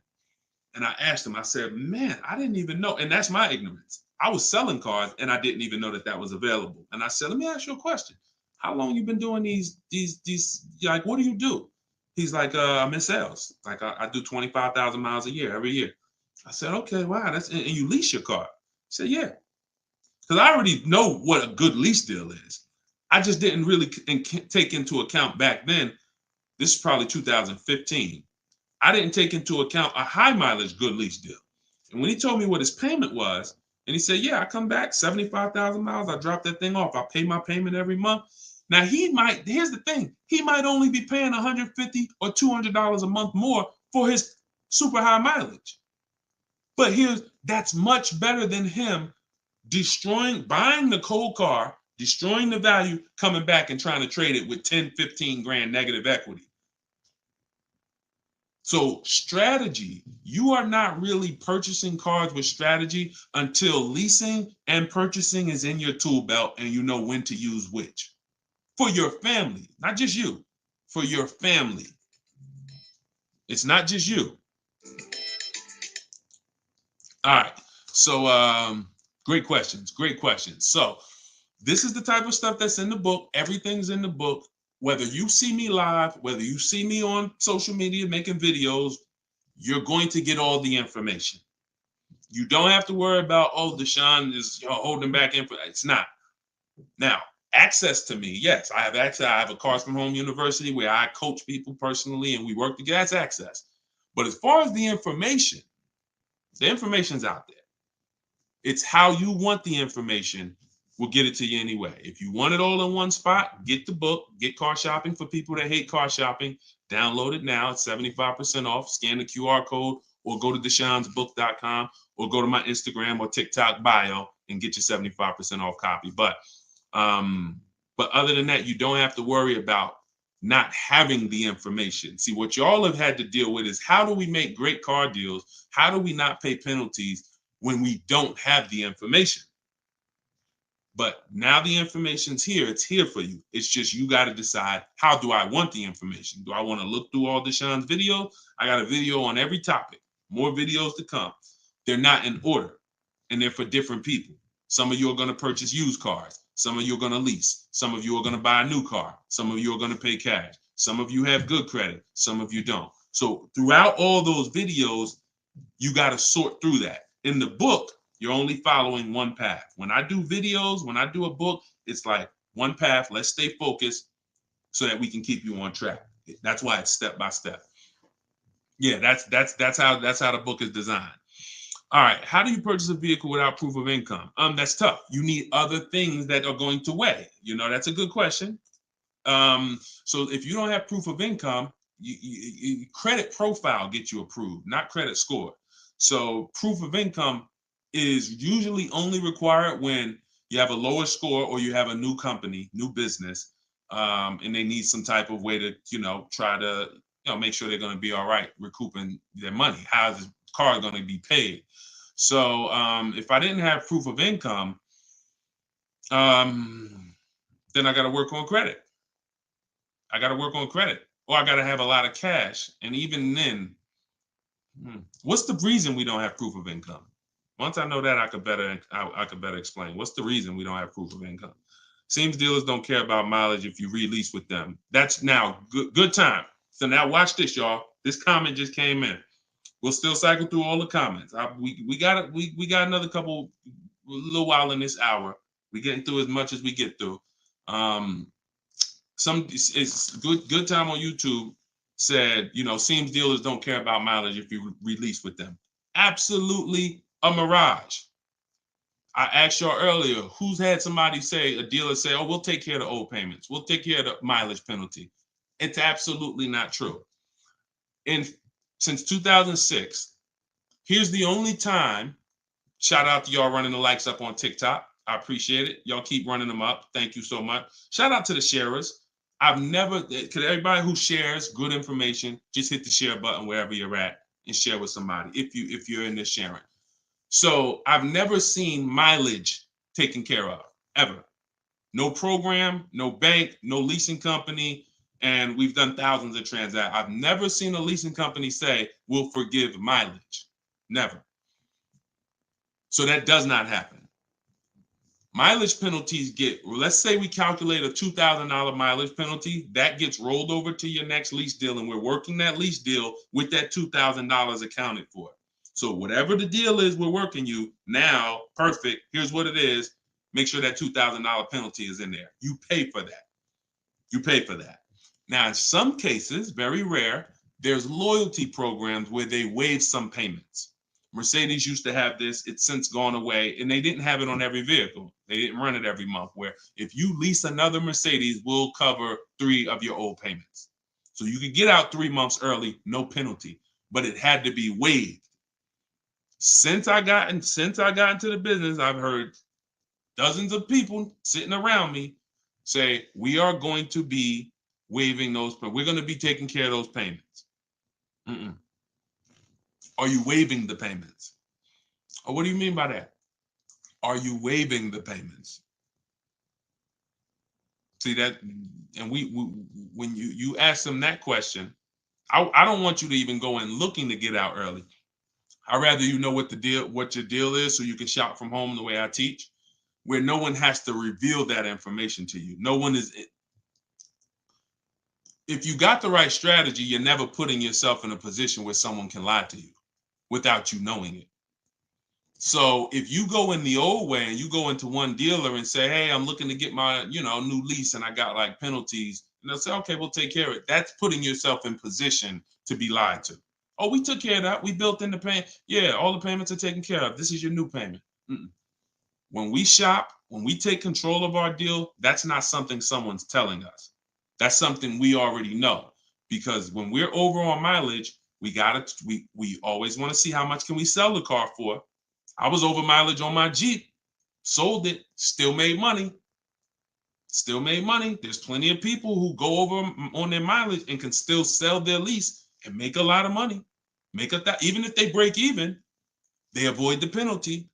So first is always to do our equity assessment and see how much we can sell the car for. And if we can sell it, we avoid the penalty. And then we're choosing payments. Do we get out early? Do we make the payment? You see, when getting out of your lease early, unless you sell the vehicle, y'all, you can't get out of your lease early. You're breaking a contract. So I don't want y'all I don't want y'all using language or comfortable with language that cost you money, because you've heard people say this for years. Oh, I'm just going to get out of this. No, you're going to get out of it and you're going to pay penalties for that. So because they've taught us, or you've been taught, oh, you can get out, no problem. You call the dealership, hey, you know what, y'all? I bought so many cars from y'all. I know I'm supposed to keep this lease for how many years? It's supposed to be 3 years, Mrs. Johnson. Okay, yeah, but I think I'm ready for something new already. All right, well, when can you come in, Miss Johnson? See, they're never going to say, just so you know, Miss Johnson, if you break the lease, the penalty is going to be, pretty significant, because you contracted for 3 years and now you're getting out. So we're going to have to roll over probably about $3,000 or $4,000 or $5,000 to your new lease. So no, they'll just come in, get you in, and all right, here's your new payment, Miss Johnson. You don't realize that I'm paying $100 more for this car than I could have been paying if I just waited. But because you've been taught to be a payment shopper, it doesn't matter to you. But somebody who's financially savvy, who's like, man, I don't want that extra $100 coming out of my house for the same vehicle. You're not going to do this. So we cannot ever believe what dealers say about penalties, about, oh, we'll take care of that. We find out, can we sell our car to avoid the penalty? Or if I can't, I either got to pay the payments and get out earlier, or I'm going to stay in it and just take the mileage penalty. That's not a bad idea most times, y'all. Sometimes people will call and say, yo, I'm going over mileage. And I say, okay, well, based on how you're going over, you'll only be over by like 2,000 miles. That's only $500. Oh, I thought it was going to be more than that. Nah, you're going to be over by 2,000 miles. Just, wait till the end. And then when you get your new car, build that 500 into the deal, and that's it. Or just pay the $500. Because very rarely are people, oh, I was supposed to drive 36,000 and I'm doing 100. That's just, wait, something went wrong here. What the heck happened? I can see you were supposed to do 36 and you did 40. You're supposed to do 36,000 miles, you did even 45. Maybe you got a different job. But I mean, how we have to structure our leases right, so that if you know you're a high mileage driver and you take a 10,000 mile a year lease, shame on you. Like, we can't do that. We can't do that. We can, and then some people, oh, I'll just buy it at the end. You're killing yourself. You're killing yourself. The residual value, you're going to put a ridiculous amount of money on those, or a ridiculous amount of mileage on that car, and you're going to buy it in 3 years with 90,000 miles on it for the same buyout price that was estimated from your 10,000 mile a year lease. They estimated this buyout price is for a person who brings the car back with 30,000 miles on it. Here's the price. And then you bring it back with 90 and you pay the same price. Oh, I'm just going to buy it because I went over on the miles. No, killing yourself. You're realizing the loss. So again, this is why we want to be in your life. This is why I'm doing my best to be in your life so that you can avoid these things. Anybody who really wants to have somebody, like we're set up. We've been doing this for 3 years as far as a company, providing education. So, I mean, whether it's hundreds, thousands, dozens, we're set up to make sure that everybody who wants to protect themselves and get the best deals are able to do it. Paula, got my book. Phenomenal. Use it. Everybody that got the book, thank you. I appreciate you, brother. Thank you so much, Lord. I appreciate you. We're going to be doing these lives regularly. I think, this is the best format. I like to come and interact and really answer questions and really show y'all, why I want you to start treating cars, buying cars and leasing cars, getting cars like buying small houses. Most people treat getting cars like going to Walmart and getting a TV, big screen. You come back home and you're like, man, it's like you get an itch, but you get an itch for a $30,000 decision or a $10,000 decision. When you start planning out your car purchases the way I'm going to show you, and you go in with a system and a strategy, the way that's taught in my book is 7 steps. First step is deciding whether you lease or buy. 7th step is delivery. So by the time you get to step 7 in my book, by the time you get to step 7 of what I teach, you should be picking up your car or it should be being delivered to you. So it's not about learning and reading and then, okay, Deshone, I just read everything. I just learned everything. I just watched all the videos. Now I'm ready to go get my car. No, we're going to you learn by doing. And if I teach you a different way to shop, different things to do, by the time you get your car, you're going to be like, oh, I didn't need Deshone to tell me what to do step 1 through 7. I just needed him to tell me this is step 1, do that. And then when I'm done, I come back. Okay, Deshone, I did step 1. What's step 2? Here's step 2. Do this now. Okay, perfect. Let me go on these websites, do step 2. Perfect. Just did step 2, Deshone. Perfect. Here's step 3. Do this. And we found that has been able to guarantee success for so many people. And that's how they're able to get the same deals that I get. Like this is this lady right here, this young lady, like Taupe. She got a BMW $54,750 BMW, putting dealers against each other. She got it for $690 a month. She got the protection plan and raised it up. Her payment on that BMW. Now, mind you, if you can see on YouTube, if you can see on Facebook, you can see this slide. $690 a month. People are paying for that $54,000 BMW. People are paying $1,100 a month. To go in and purchase that car, $54,000 is $1,100 a month with no money down because she didn't do any money down. $690. You see what I'm saying? Some of you might be looking, and quite honestly, some people may watch it because we're going to syndicate this. Whether you're watching this live or in syndication, doesn't change the value.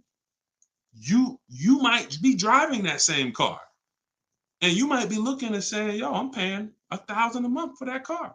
She's paying $690. I put $8,000 down. She put no money down. We can't compare. You think Dave Ramsey, God forbid, and look, shout out to Dave Ramsey. I love what he teaches in terms of financial literacy. I love that he teaches people to invest and build for retirement and make sure I love that. But there's an area that he doesn't know what he's talking about, and that's when it comes to cars. See, look, credit is a big part of it has a lot to do with me helping you. Y'all don't hear me teaching credit. It's important. It's a complimentary topic for us to talk about. I talk cars, how to make sure you pay the lease for them. Yeah, maybe naturally. Let me get some credit tips too. Rodney, you could just go right to my TikTok bio, grab your book. It's 75% off. Click the link in my TikTok bio. You think she can ever listen to someone that tells her you shouldn't be leasing? She knows when to lease and when to purchase. She's not in love with that vehicle. She's not keeping that vehicle 8, 9, 10 years. So how can I drive this vehicle for the lowest amount of money in my household? I'm gonna shop all my offers. The dealer that wins the bid, I'm gonna see what it is. Oh, look at that. It's $690 a month. I'll take it. This is how we are going to keep thousands of dollars in our household. As things continue to go up, I need you guys to be spending, I need you not only to be making sure your cars are below your max budget so that every single month you're not growing tired and weary of your car payment. That means it just needs to be below your max budget. And then the second thing we need is to make sure that you are driving the best possible product for that money. You could be below budget and look at what you're driving for the money, and you're like, yeah, I'm below budget, but could I have gotten a better car for this money? Could I have gotten more car for this money? And I'm here to tell you that when you understand leasing, you're going to see there's no comparison. $690 a month for a daggone $1,100 a month vehicle to purchase. So short term, less than 8 years, we always lease. We never purchase. Now, in another episode, when we start talking about, in another segment, we'll talk about overpriced leases because every lease is not equal. Y'all gonna learn. We can't, every lease deal, even when you learn to shop, you must learn to shop. You must, because some 80% of dealers are overpriced on their leases. 80% of dealers who gave Tope a quote, let me come back from this screen.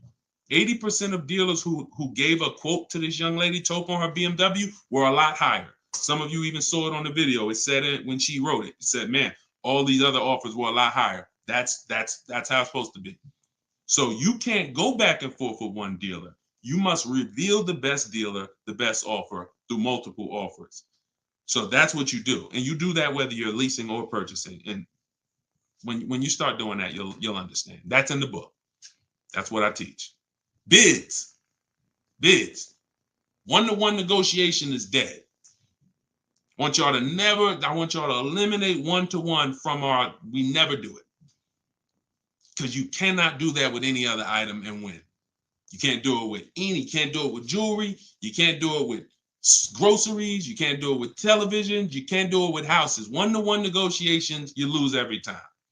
You must see multiple options, multiple offers, and then we pick the best one.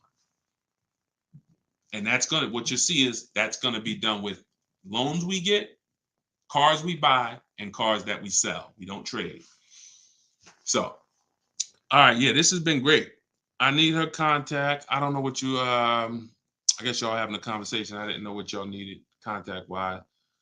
All right, let's see. Is buying and selling a car a good hustle? I'm not really teaching people how to buy and sell cars because, there's, if you want to go into the car business, that's not what I teach. So I have to log out to purchase the book. You shouldn't have to. Let me try to reset. Let me know if it's still showing a $97 price or if everybody was able to get the 75% off price.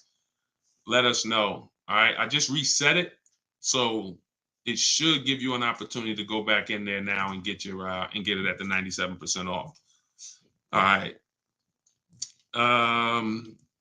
Buy dealer loaner cars. It depends. Those can be great opportunities. But again, we still need something to compare it to, Tina. Tina on Facebook said, buy dealer loaner cars. Now, we will buy or lease a loaner car if it's a great offer. So when we reach out to dealers, you'll see in the book, I teach you to go to the website because I give you my scripts. I tell you what to say. Some of you could do it by phone if you want to call a dealership and try to get multiple offers, but I would only speak to a sales manager. And even then, you got to just make sure that you but only speak to a sales manager. But the point is, if they have a loaner car, it needs to be so much better than what I could get a brand new one for. So if, for instance, if the dealer that wins the bid is offering me $3,000 off on a brand new one. But a dealer with a loaner car is only offering me $3,000 off or $3,500 off, and it has 3,000 miles on it. I'm going to go with the brand new one. But if I don't have anything to compare it to, then I might think 3,000 off is a good offer for the loaner car. See what I'm saying? See, price assurance. Price assurance is when you guarantee. I want y'all to listen. If you want price assurance, type PA in the comments. You want this every time you make a deal. Price assurance means I guarantee that I paid the lowest price that I could have paid. That's called price assurance. I want you to understand, some of you have been, though, is that possible with cars? That's what I want you to move from now on. I never want you to make another car deal without price assurance. How do you get price assurance? Multiple offers. It's the same way you get price assurance when you're buying groceries, when you're buying, spaghetti sauce. I know I saw enough offers to know there was nothing out there less. Not, I went in, I looked at one brand and said, I gotta have it. I like those.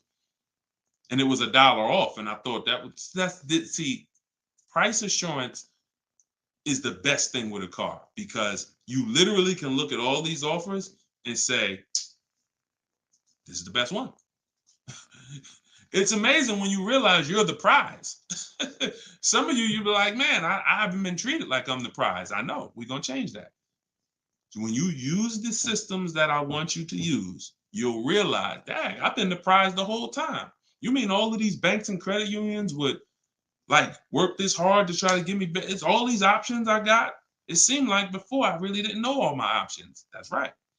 But when you now change the way you shop and you now move into a bidding mindset, everyone I'm going to do business with must win the bid. The bank, the credit union must win the bid.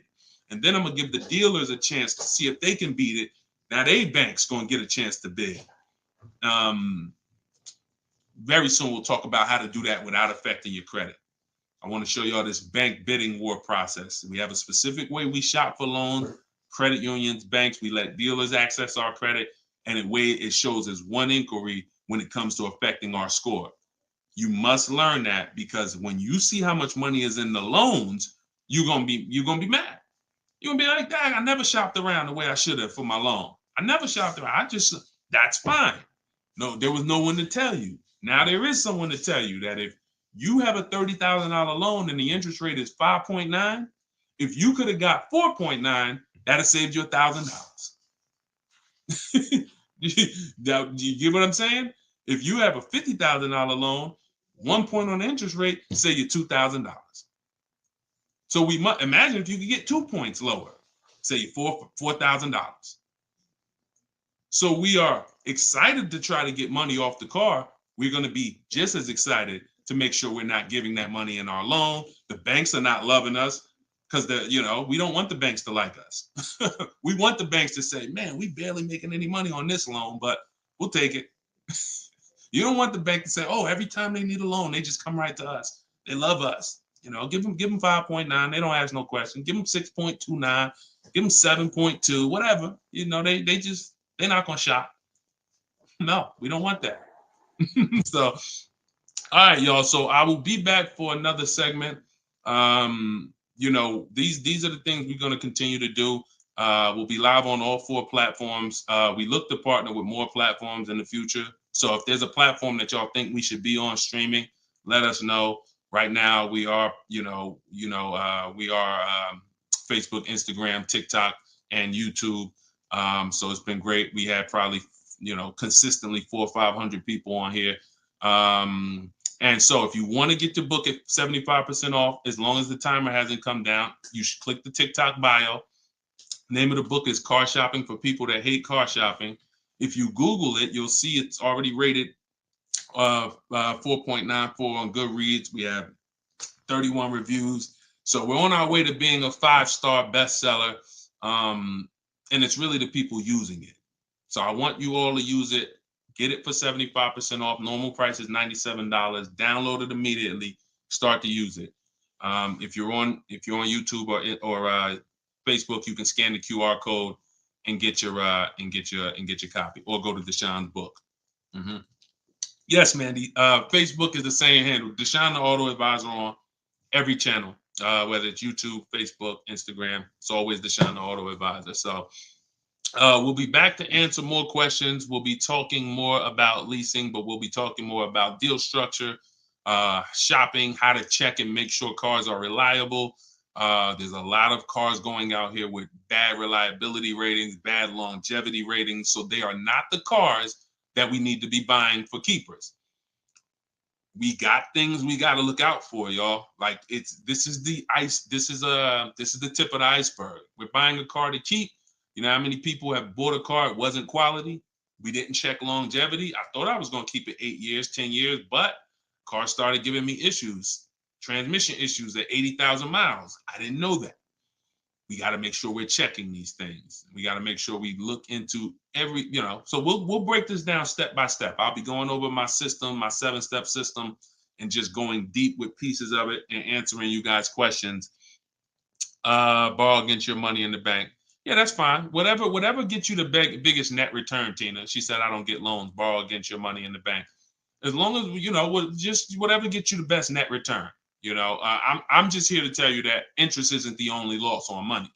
Opportunity cost is a loss when it comes to financial. If you were taking a class on finance, opportunity cost is real. If I could have put my money in something and made 10% on it, but my money was in a car and I didn't have that money, and that money is losing me 10% in the car. So let's just say I put the 20 grand in the car, and then every year that 20 grand is worth 2,000 less, then I'm losing. It's a negative 10% return every year on that 20 grand. When I could have had that 20 grand somewhere getting me 10%, use the bank's money at 4%, and now I'm still at a net positive when it comes to, am I richer at the end of the year? Am I richer at the end of the month?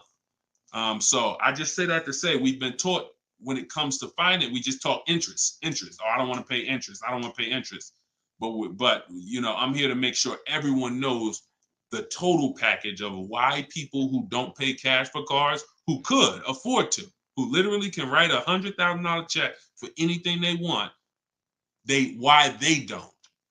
See, I'm not interested in, I'm interested in why the people who could pay cash for cars choose not to. And it's not what you've been taught. Some of it's not because, they just love debt. Now, these people have paid off houses. So these are the things that we're going to be talking about. So, and again, all in my book. If you want it all in one place, grab your copy. But yeah, this was a great segment. We will certainly be back. Always a pleasure. And just make sure you're subscribed so you do get notifications when we go live. Make sure you're subscribed on TikTok. Make sure you're following so that when we're live, you can jump on. Because we're going to be doing this a lot. All right. I'll see y'all soon. God bless everybody.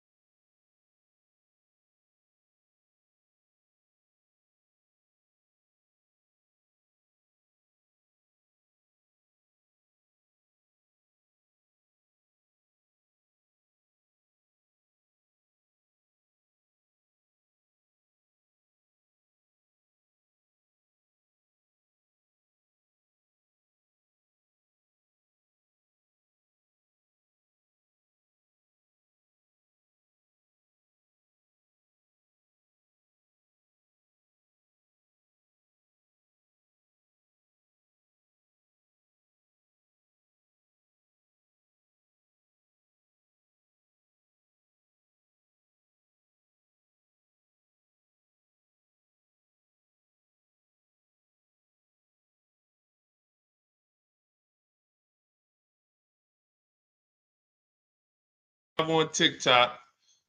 All right. This is our first time going for everybody. So I think we're hold on, let me hit Instagram. See, but then when I come here, I hit go live. Okay, here we go. We're good. I think we're good on all 4 platforms for the first time. Listen, if you are car shopping now or in the next 12 months, I want you to type me in the comments. No matter where you are, I want you to type me in the comments. We are live on Instagram, YouTube, Facebook, as well as TikTok. Good to see you, Colette. Good to see you, Andrew. After you come in, we haven't done this in a while because I'm just getting back into going live. But if you've been with us for a little bit, you know we do a roll call. Where are you checking in at? Good morning, good afternoon, good evening, depending on what time. I see you, South Carolina. Okay. As you come in, if you're on TikTok, could you hit the like button and just, let TikTok know that we're going to be spending some time here. We're going to be talking about some serious money as you come in. If you could like the broadcast, if you're into financial literacy, this is the Auto Advisors. Like this, the name of this segment here is the Auto Advisors. We're going to be doing car Q&A. If you don't know me, this may be your first time seeing me. My name is Deshone. I'm publicly known as Deshone the Auto Advisor. I spent 14 years in the car business before I left in 2020 to focus on teaching people. I see we got Jacksonville, Florida. We got Houston. Okay. We got a couple hundred people on already between all the platforms. We have Philly in the house. I see you. As you come in, just get your questions ready. What I'm going to be doing is going over various topics and doing lots of Q&A. So we're going to be spending this time y'all going to hear me go from things like leasing versus buying to things like structuring your deal and budgeting, all with the goal of helping you get below market car deals. So as you come in, if you could tag somebody, I promise you, here's what's going to happen. If one of your friends finds out that you've been following me, following the channel, using what we talk about over here to save money on cars, and then you didn't tag them and they find out later, man, I found this guy, Deshone, he's on, and you're like, hey, yeah, I've been following him for years. And they're like, man, why didn't you tag me? Why didn't you share the wisdom? So I want you to definitely do that, and I guarantee your friends will thank you. So as we come in, let's get ready for Q&A. I just want to make sure I did all the housekeeping. My new digital book, Car Shopping for People That Hate Car Shopping, is on sale right now. It's 75% off for our launch, so it will be 75% off the whole time that we're on. If you're seeing this video, you can go to deshonesbook.com, get your copy for 75% off. It's a digital book, and it's digital for a reason, y'all. It must be. I got links in there. I got links to scripts that you're going to be using. I don't want you guys having unpredictable car buying experiences. I want to see you having very predictable, controlled experiences. And in order for you to do that, you have to know what to say. And so I'm going to be talking about all of that. We'll be talking about all of this while we're on. So let's get to the Q&A. I just want to make sure you know, if you're on TikTok, you could go to my TikTok bio, get your copy. It's on sale for a couple minutes for 75% off. And then if you're on Instagram, you could go to my bio. If you're watching online, you can go to Deshone's book, or you can scan the QR code. All right, so let's get into it. Let me just make sure I can see the comments on Instagram. Let's see if I go live here. And okay. Can you talk about, this is Kira from TikTok. She said, can you talk about turning in a lease vehicle to another dealership to lease their vehicle? Very good question. We don't want to turn in lease vehicles without making sure we can't make any money on them. Some people have asked, do we have equity in every car? Equity is not in every car, but you do need to check if you have equity before you return your vehicle. Here's how we do it. We're going to call our bank. We're going to get our payoff. We need to get our payoff. You don't want the residual value, because the residual value doesn't include any payment you have, anything. You need the payoff. And what that's going to do is tell you the price that you could buy the car for. Now, there's a customer payoff. Can we light up the likes on TikTok, please, so we could get some attention and let people know we setting people free financially. If you're on YouTube, if you're on Facebook, if you could like the broadcast and tag somebody, I promise they'll thank you. So the first thing we're doing, y'all, we're never returning our leases. We are never returning our leases without doing an equity assessment. We got to check to see if we have any equity in our vehicle. We get our payoff, and then we're going to get at least 5 cash offers. At least 5 cash offers. What does that look like? That means you're getting offers from Vroom's out of business. Driveway, you're getting offers from, and I'm gonna tell you, when you do this, if you are selling a lease, you must put no when it asks, is the vehicle a lease? You must put no. I'm gonna tell you why. The way these companies are set up, they're set up to buy vehicles. But in 2022, 2021, when they saw us making all this money selling our leases, a lot of the auto companies got the banks implemented what's known as a third-party restriction, which doesn't limit if you can sell your vehicle. It doesn't. It limits who you can sell it to. So we got to ask our banks, do I have a third-party restriction? And the way these buyers' websites are set up, the ones I just named, the Driveways, the Auto Nations, the Kelly's Blue Book Instant Cash Offers, these are people who literally inspect your car, give you a check the same day, CarMax, Carvana, and we must get offers from all of them. See, we don't realize, as y'all learn more about saving thousands effortlessly and easily, you're going to learn it comes through bids. It comes through bids. It doesn't come through giving one person an opportunity to buy your vehicle. We must get bids. When we let the market bid on our vehicles, we're going to win every single time. We're never going to worry about if we overspent. We're never going to worry. This is all in the book. So everything I'm teaching y'all on this live and in my free vid, it's all in my book, step by step, 75% off, get yours. But you have to know exactly what the market will pay for our vehicle.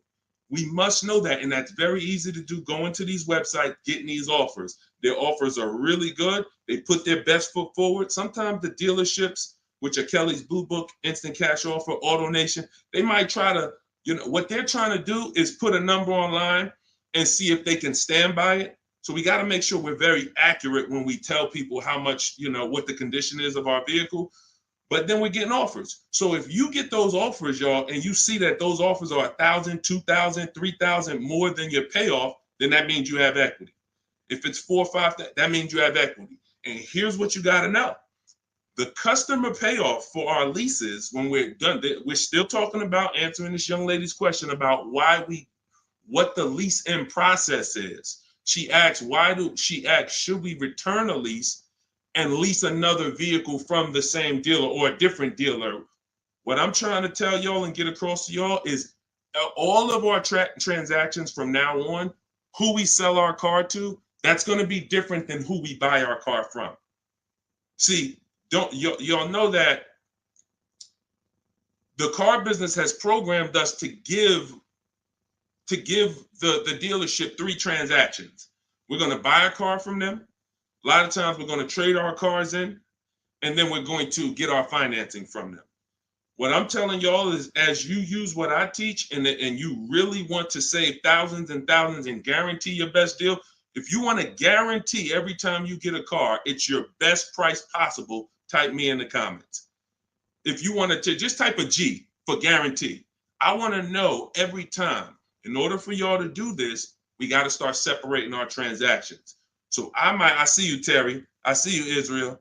I see you. Okay, so we all type in G's. This is what we must do to guarantee that we got the best price car. I see you, Father of Legends. I see you, Johnny Martinez. All right, we live on every platform. So when we are shopping, when assessing our equity is the first thing we do after we decide if we're leasing or purchasing. I'm telling y'all that in the steps of car buying, we got to know what order we do things. It's just like baking a cake. If we put the eggs in first and then we put the milk, and it said, no, don't put the milk in until, I don't know, you've let the thing sit for 10 minutes. You just put the milk in, it's not going to be right? So order is important. Shout out to the sharers. I appreciate it. And listen, I appreciate everybody who shares. I appreciate everybody who helps us spread this message. And in time, we're going to do something great for the sharers, because we can't do this without y'all telling people about it. So this is the equity assessment. We don't worry about what car we're going to buy yet. We don't worry about who we're going to get our loan from yet. Here's why. Until we know what our equity position is, we don't know what we're doing. Example, if you run your equity, you find out you got $3,000. Well, that money is as good as cash in your pocket, or you can put it into your next transaction, or you can put half in your pocket, half into the next transaction. Y'all see why knowing your equity position is super important? Here's another reason. Let's say we have negative equity. Negative equity means we owe more than the car is worth. In my book, I talk about, and you'll hear me talk about it in my free videos, there's only 3 things you can do with negative equity. You can pay it off. I call it paying the difference. You take the highest offer. If it's like 2,000 or 3,000 different, you just pay it off and you're now done with it. No baggage. You can transfer it within limits though. So when you go to transfer negative equity over, this is where we get to the point where negative equity can either stop our deals or it can literally kill our deal. The bank is only going to approve a certain amount above the value of the car we buy. So let's say we're buying a $20,000 car. The bank's not going to approve 30,000, 40, 50,000. They're going to look at the price and say, wait, car's worth 20. We might lend 26, depending on the customer's credit, but we're not lending 30. We're not lending 35 on a $20,000 car, which means if you have 8 grand, 10 grand of negative equity, you can't transfer all of that over because you're going above the loan to value ratios. This is why negative equity, knowing the cause, is important. And there's 2 causes. You don't understand leasing and you're switching cars with loans on them. If there's an emergency, we understand that. I see y'all. Shout it out. We live. Literally, I see between all the platforms, we got about 400 or 500 people on here right now. So shout it out. Can we get the TikTok likes up? Can y'all keep tapping the screen on TikTok? Let's make some noise over on TikTok. But we're doing great. So this is why we can't move on. But I'm telling y'all, 99 times out of 100, I've been in the car business since 2006. I left in 2020. I left in 2020 and it hasn't changed. The cause of negative equity, 99 times out of 100, is you don't understand leasing. You buy cars, you're not keeping them long enough to pay them off and win with the depreciation. It's not just paying off the car. Some people say, oh, Deshone, I pay off my cars in 2-3 years. But your car's depreciated value is what you need to try to avoid. You need to try to avoid taking depreciation hits. And what y'all going to learn more from me is the 8-year rule. I've already done the math. I'm going to show it to you in time, if you just stick with us. But if you believe me right from the start, you're going to win. If you're not keeping cars 8 years, you're losing thousands of dollars not leasing cars. Does not matter how much you drive. Does not matter. Here's why. I'm gonna listen. Who was taught? Oh, all right. We lighting up the likes on TikTok. All right. I appreciate you, TikTok. Appreciate all of this. Let me ask you a question. Everybody on here. Who was taught never to lease cars? Be honest. I want you to type never in the comments. If you were taught never lease cars, if you've heard that from someone, I want you to type that in the comments. Here's why this is so important. This is all in my book. My book is called Car Shopping for People That Hate Car Shopping. It's a digital book. And for the grand opening, it's not a store. For the for the launch of the book, the official launch, we're doing 75% off for everybody. So you could go to my TikTok bio, you could go to my Instagram bio, you could go to deshonsbook.com, or you can scan the QR code and you can get your book for 75% off for a couple minutes. So we have a lot of people who were taught never lease a car, never lease a car. Let me tell y'all how much. I'm gonna give you a little sense on how much that's cost you, and then we'll go deeper.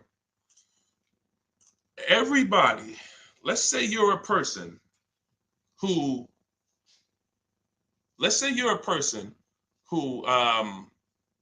keeps their cars until the wheels fall off. We call those cars keepers. If your next car is going to be a keeper, type K. That means I'm gonna keep this thing until the wheels fall off. I'm gonna keep this thing 8 years minimum, 10, 12, 15. That's what I do. I see you, Abby. Now, the benefit about buying a car and keeping 8+ years is you get to outlive all the depreciation. Your car loses X% of value the day you get it. And whether you drive it or not, if somebody came and parked a car outside your house right now and said, "Hey, this car is worth $30,000. It's yours." Now you say, "I don't drive. I already got a car. I don't need it." You come out a year later. Is that car worth $30,000? You didn't drive it. See, this is your first. You didn't put a mile on it. You didn't touch it. It just stayed out there. It was worth 30 when they dropped it off. Is it worth 30 today? A year later. Exactly. Here's what I'm telling y'all. That's the first deep lesson on depreciation. See, if you get that, now you're getting the clue of why leasing is not about how much you drive. People who say, "Oh, I like to drive as much as I want to, so I buy my cars because I don't want to pay for the mileage." Here's the revelation. You pay for the usage of the car whether you use it or not, whether you drive it or not. It's going down. The more usage you put on it, the faster it goes down. So leasing is not a matter of how much I drive. Leasing is, if I get a great lease deal, we're going to talk about that. All lease deals aren't created equal. And these commercials we see that say, "Hey, 3,000 down, 8," these are not lease deals. I'm going to show y'all some lease deals over, I'll actually probably show y'all one in the next couple minutes. Great lease deals are not advertised. They're made in secret. No one really knows about them. The great lease deals are not advertised. Great deals are not advertised. Great deals are not advertised. So you can't judge the lease pricing by what y'all see in these commercials, or it's not going to make sense to you. But when you get great lease deals, it is no comparison. The name of the game is, will I pay less with a great lease deal in depreciation than I would pay if I purchased that car? That is the name of the game. And when I look and see, all right, if I get a great lease deal, I'm only paying 30% of the car's value, 35, 40%, 45%. But if I bought that car, regardless of whether I pay cash, regardless of whether I got a loan on it, the asset, the value of the car is going to go down by more than that. So what we're doing when we're leasing versus buying is we're trying to hedge against depreciation. We're trying to acquire a car that says, based on how I got this car and the price I'm paying for it over 3 years, it's thousands less than if I would have went and purchased that same car and just took the value of the depreciation. And this is what I'm telling y'all. They've hid you can't understand this when you're just tied into payments. And a lot of you know payments have nothing to do. Some of you who are a little bit more financially savvy, payments have nothing to do with the deal on the car. If you don't know that, you're going to learn that the more you hang out here. Payments have nothing to do with the price of the car, the deal on the car. That's just the financial tool. That's just what you've attached to the asset. If you go and you overpay $10,000 for the car, doesn't matter if you got a loan on it. Doesn't matter if you did no money down. You overpaid by $10,000 for the car itself. That's focusing on the asset. So leasing, y'all, is for people who don't keep their cars more than 8 years. It's that simple. If you do not keep your cars more than 8 years, you cannot outlive the depreciation that the car is losing. The money, you go out, slap 30 grand into a car, that car is losing money for you every single month. So you're trying to say, is there another way I could get a car where I'm not paying this kind of money? If I'm losing $500 of value every month in my car, is there a way that I can lose less than that? And what I'm going to show y'all is leasing is just the way. So these are the first two steps. The young lady asked the question about returning her lease, but I want y'all to know that that's step 2. We assess, can we make any money on our deal, on our old car? And then, but the first thing we got to do is decide buying versus leasing. Lease the loan. Good Time said, lease the loan car was good. Welcome to everybody that jumped on. My digital book, Car Shopping for People That Hate Car Shopping. Everything, it's 75% off. You can get your copy while we're on here, but we're going to be going deep on Q&A for at least, I'm not even watching the clock. So Just go to my TikTok. I don't think you're going to leave the broadcast either. If you go get your copy, go to my TikTok bio, go to my Instagram bio. If you're on Instagram, wherever you're at, if you're on YouTube, scan the QR code or go to deshonesbook.com and get your copy so that we can go deep on this. I don't want you trying to just remember everything that I'm teaching. I want you to have a reference point, and it's affordable for everybody. It's normally $97. Okay, let's go. Things are way too complicated to fix now. I guess you're talking about when it comes to cars, electronics. Another reason people don't feel as confident keeping their cars like they used to is because the cars are getting a little bit more complex. It used to be very simple for you to find a good car, keep it 10, 12, 15 years. There's still cars out there that you can confidently do that if you make sure that you're checking the reliability of the car, checking the longevity of the car. We do this on Google. We have to make sure the cars we're buying are good cars.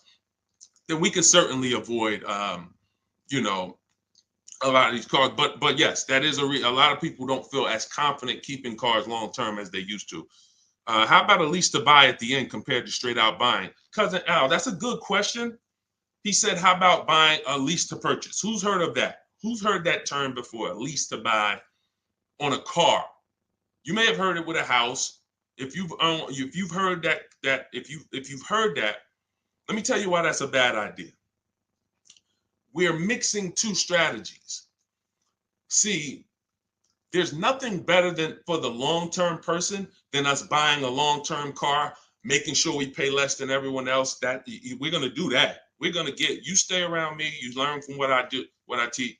You're gonna get below market car deals, new cars, leases, pre-owned cars. The best way to save the most money on a car is to buy it. You could decide new or pre-owned, it's really pre-owned, and you keep the thing 10, 12, 15 years because your cost per year is going to be so low. When you look at how much money you paid for the car over the long run, it's going to be like, wow, I only paid $2,000 per year, $500, the longer you keep. The second best way is buy a new car, keep it forever. Brand new, keep that thing 12, 15 years. But most people are not doing that. And if you're not going to do that, that doesn't mean you can't switch up. But if you say, Deshone, for my next car, can we keep sending the TikTok likes up? If y'all are enjoying this, could y'all please hit the like button? We got probably 400 or 500 people on here still. If you could hit the like button, that would be great. And I see all the gifts. Thank you. Everybody who's sending roses on TikTok, gifts and all of that, stars. Thank y'all very much. But what you got to know is, what is the strategy for this next car? Is that 8+ years? Then I'll buy it. There's nothing better than that. I'm going to buy it. But you got to realize buying comes with what, y'all? Maintenance, upkeep, repairs. That's what it comes with. But we win when we buy. We win 8, 9, 10, 15 years later is when we win with a purchase. You don't win with a purchase 3, 4, 5 years because the person who's leasing is paying so much less than you. If they got a great deal, they're paying so much less than you to drive a brand new car. It doesn't, like, you don't win. You can't win. But in the long run, you will. So you got to ask yourself, this next car, is it 8+ years or is it less than 8 years? And if it's less than 8 years, then I got to go to my lease strategy. And that could be for my, you know how many people out here, y'all, they're like, oh man, I buy my cars, I keep it till the wheels fall off. I'm not leasing. Yeah, but what about your spouse? What about your children? That car you buying for your 22-year-old college student, are you think they're keeping that car for 8 years like you are? No, probably not. Then you should be thinking about, you shouldn't even be thinking about, you should be going to the lease play for them. You know how many people have put their kids in a $21,000 car paying $500 a month, $20,000 Toyota Corolla, paying $500 a month because they wanted to buy them their first car, and they go get them a $20,000 Corolla that they could be leasing for $300 a month. And then that kid wakes up in 3 years and they're like, man, I'm paying $450 a month for a Corolla. I don't really like the car. Plus it's kind of expensive. This is what happens. I've seen it millions of times. Some of you may have experienced this. Your first car might have been like that. Maybe your parents went and got you your first car and purchased it. But I'm telling you that if they understood leasing, they could, especially if you were going to pay the bill, they would understand. we're not keeping this car long enough. We should be leasing it. And so I'm going to keep hammering that. I'm never going to stop hammering because we got years and years of bad information that we got to unravel. People who've been doing damage, y'all. Big audiences, big platforms, just telling people, oh, leasing is the most expensive way to own a car. Guarantee you, if I had 10 minutes on them with a live and I bet them $100,000, are you willing to bet 100? Let me just ask you. You sound very confident when you're talking to the public. They don't realize how much money they're costing you. So my question would be, if I can show you that advice you're giving them is completely wrong financially, will you pay me $100,000? Will you take the bet? Because if you're willing to say that, stand on it. That's what they tell y'all. Exactly. He said that's what they tell us. See, and that's why I'm here.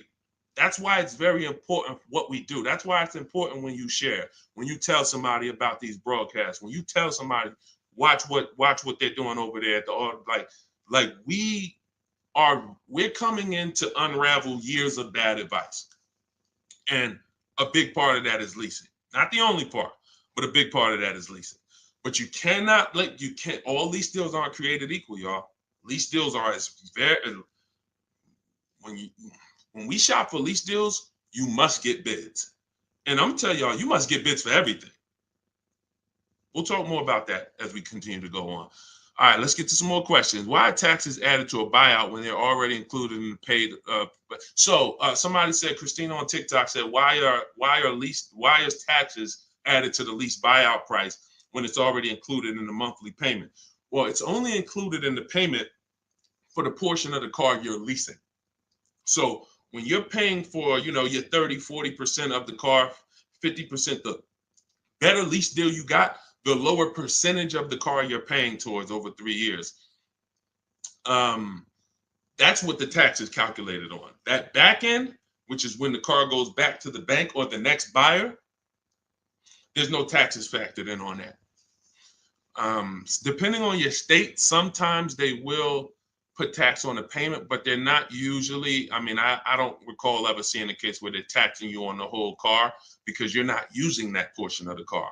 That's why when you lease, when you look on your credit report, you'll see the only part you're responsible for is the part that you're using. So even though the car might be 40 grand, it might say balance owed 18 because you're only responsible for that 14. You're not responsible for the back end. All right, we lighten up the likes on TikTok. Appreciate y'all. I see you, Lisa Vasquez. Welcome. Kat, I see you. All right, let's go. Let's continue to rotate questions. What happens to my down payment on the lease? See, a lot of people asking about leasing. This is good. This just goes to tell you something. A lot more y'all gonna lease when you understand it. In fact, when you understand it, your next car will be a lease. Quite honestly, unless you can guarantee me, Deshone, I'm keeping it 8 years. If you say, Deshone, I'm keeping this thing 8 years, you go ahead and buy it. Don't think about leasing. Go ahead and buy it. But if you cannot confidently say I'm keeping this car at least 8 years, and you're gonna learn, I'm gonna do a upcoming show where I show y'all my screen. So if you're on TikTok, make sure you're on YouTube or make sure you're on Facebook. If you're on Instagram, because y'all are not going to be able to see my computer screen when I actually go deep and show everybody, my screen and we compare. I'm going to show you all the numbers because I'm not going to sit here and I don't want y'all thinking this is my opinion. This is by the numbers. So Good Time says, what happened to my down payment on the lease? So you should only do a down payment on the lease after you've already verified you got a great deal. Pay attention. This is very important. Once you down payments, y'all, never come into play until we verify we got a great deal. This is all in my book, Car Shopping for People That Hate Car Shopping, my digital book. You can download your copy. Go to deshonsbook.com. It's 75% off for a couple minutes. You won't leave the broadcast, but I don't want you to miss the opportunity. The book is great value at $97, but for our official book launch, we're doing 75% off. So you can scan the QR code or go to my Instagram or TikTok bio. Get your 75% off book.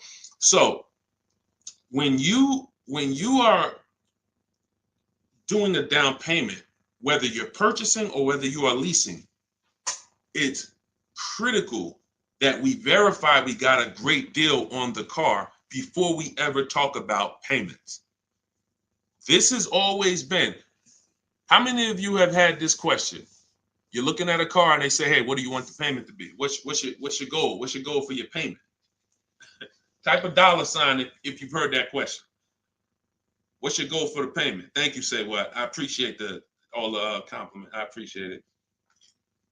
If you've heard that question, type a dollar sign. What do you want your payment to be? What's your payment goal, right? Here's why that's not important. And here's why you never feed into that. If you feed into that, you run the risk of focusing on the payment structure and not the price of the car. You also run the risk of focusing on the payment structure and not shopping for your own interest rate and letting banks bid on your loan. When we do an episode, we'll do a show that is about structuring our deals, and you'll see that when we start getting our financing, y'all, we never want to let anyone run our credit until after we found our car. Because what people are trying to do, y'all, is they're trying to run your credit and they're trying to give you a time limit. Now you have a hard inquiry, but you also have a time limit to go find a car. That's not good. They might give you 30 days or 45 days, 90 days before the approval expires. It's usually 30, 45. That's a problem because now we're out there rushing. But when it comes to down payments, we are only structuring our deals after we found our car. So I teach you how to get bids on your lease. Get bids on your lease, get bids when you're buying a new car.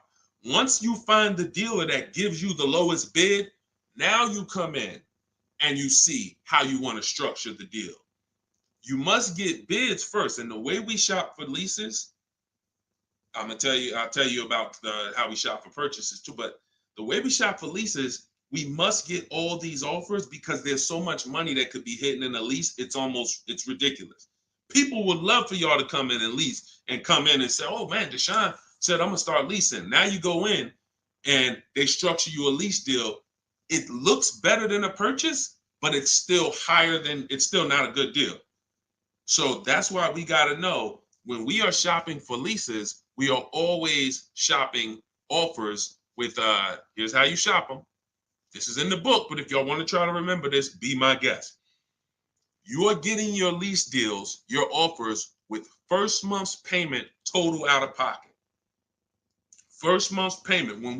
Now look, when you shop for a brand new car, you are always getting your offers with tax, title, license, all fees included. When you shop for a brand new car, you're getting your offers from multiple dealerships. I do this online. You could call them. I would suggest you do it my way. But if you want to call them, you can talk to a sales manager and you say, hey, I got this car. I'm looking to see if you got something similar, but I need an offer with all taxes, fees, everything included. And now you're comparing that. But I would only talk to a sales manager if you're going to go that route.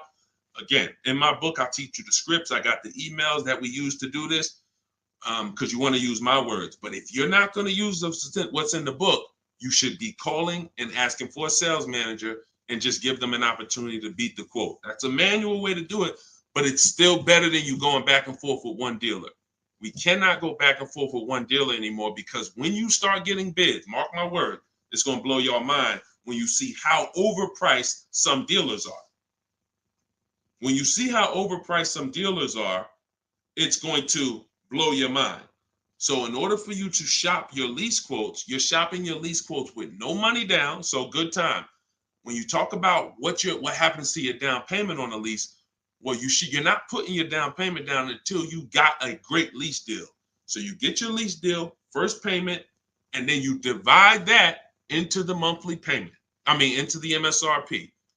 Very important. Let me give you all an example. Pull up my calculator. So let's say I got an offer of $500 a month on a $40,000 car. That's what's called a 1.25% lease. You take the monthly payment and you divide it into the MSRP. That gives you a percentage. The lower percentage, the better the deal. And this originated from some of who's heard me mention the 1.5% rule for bad lease deals.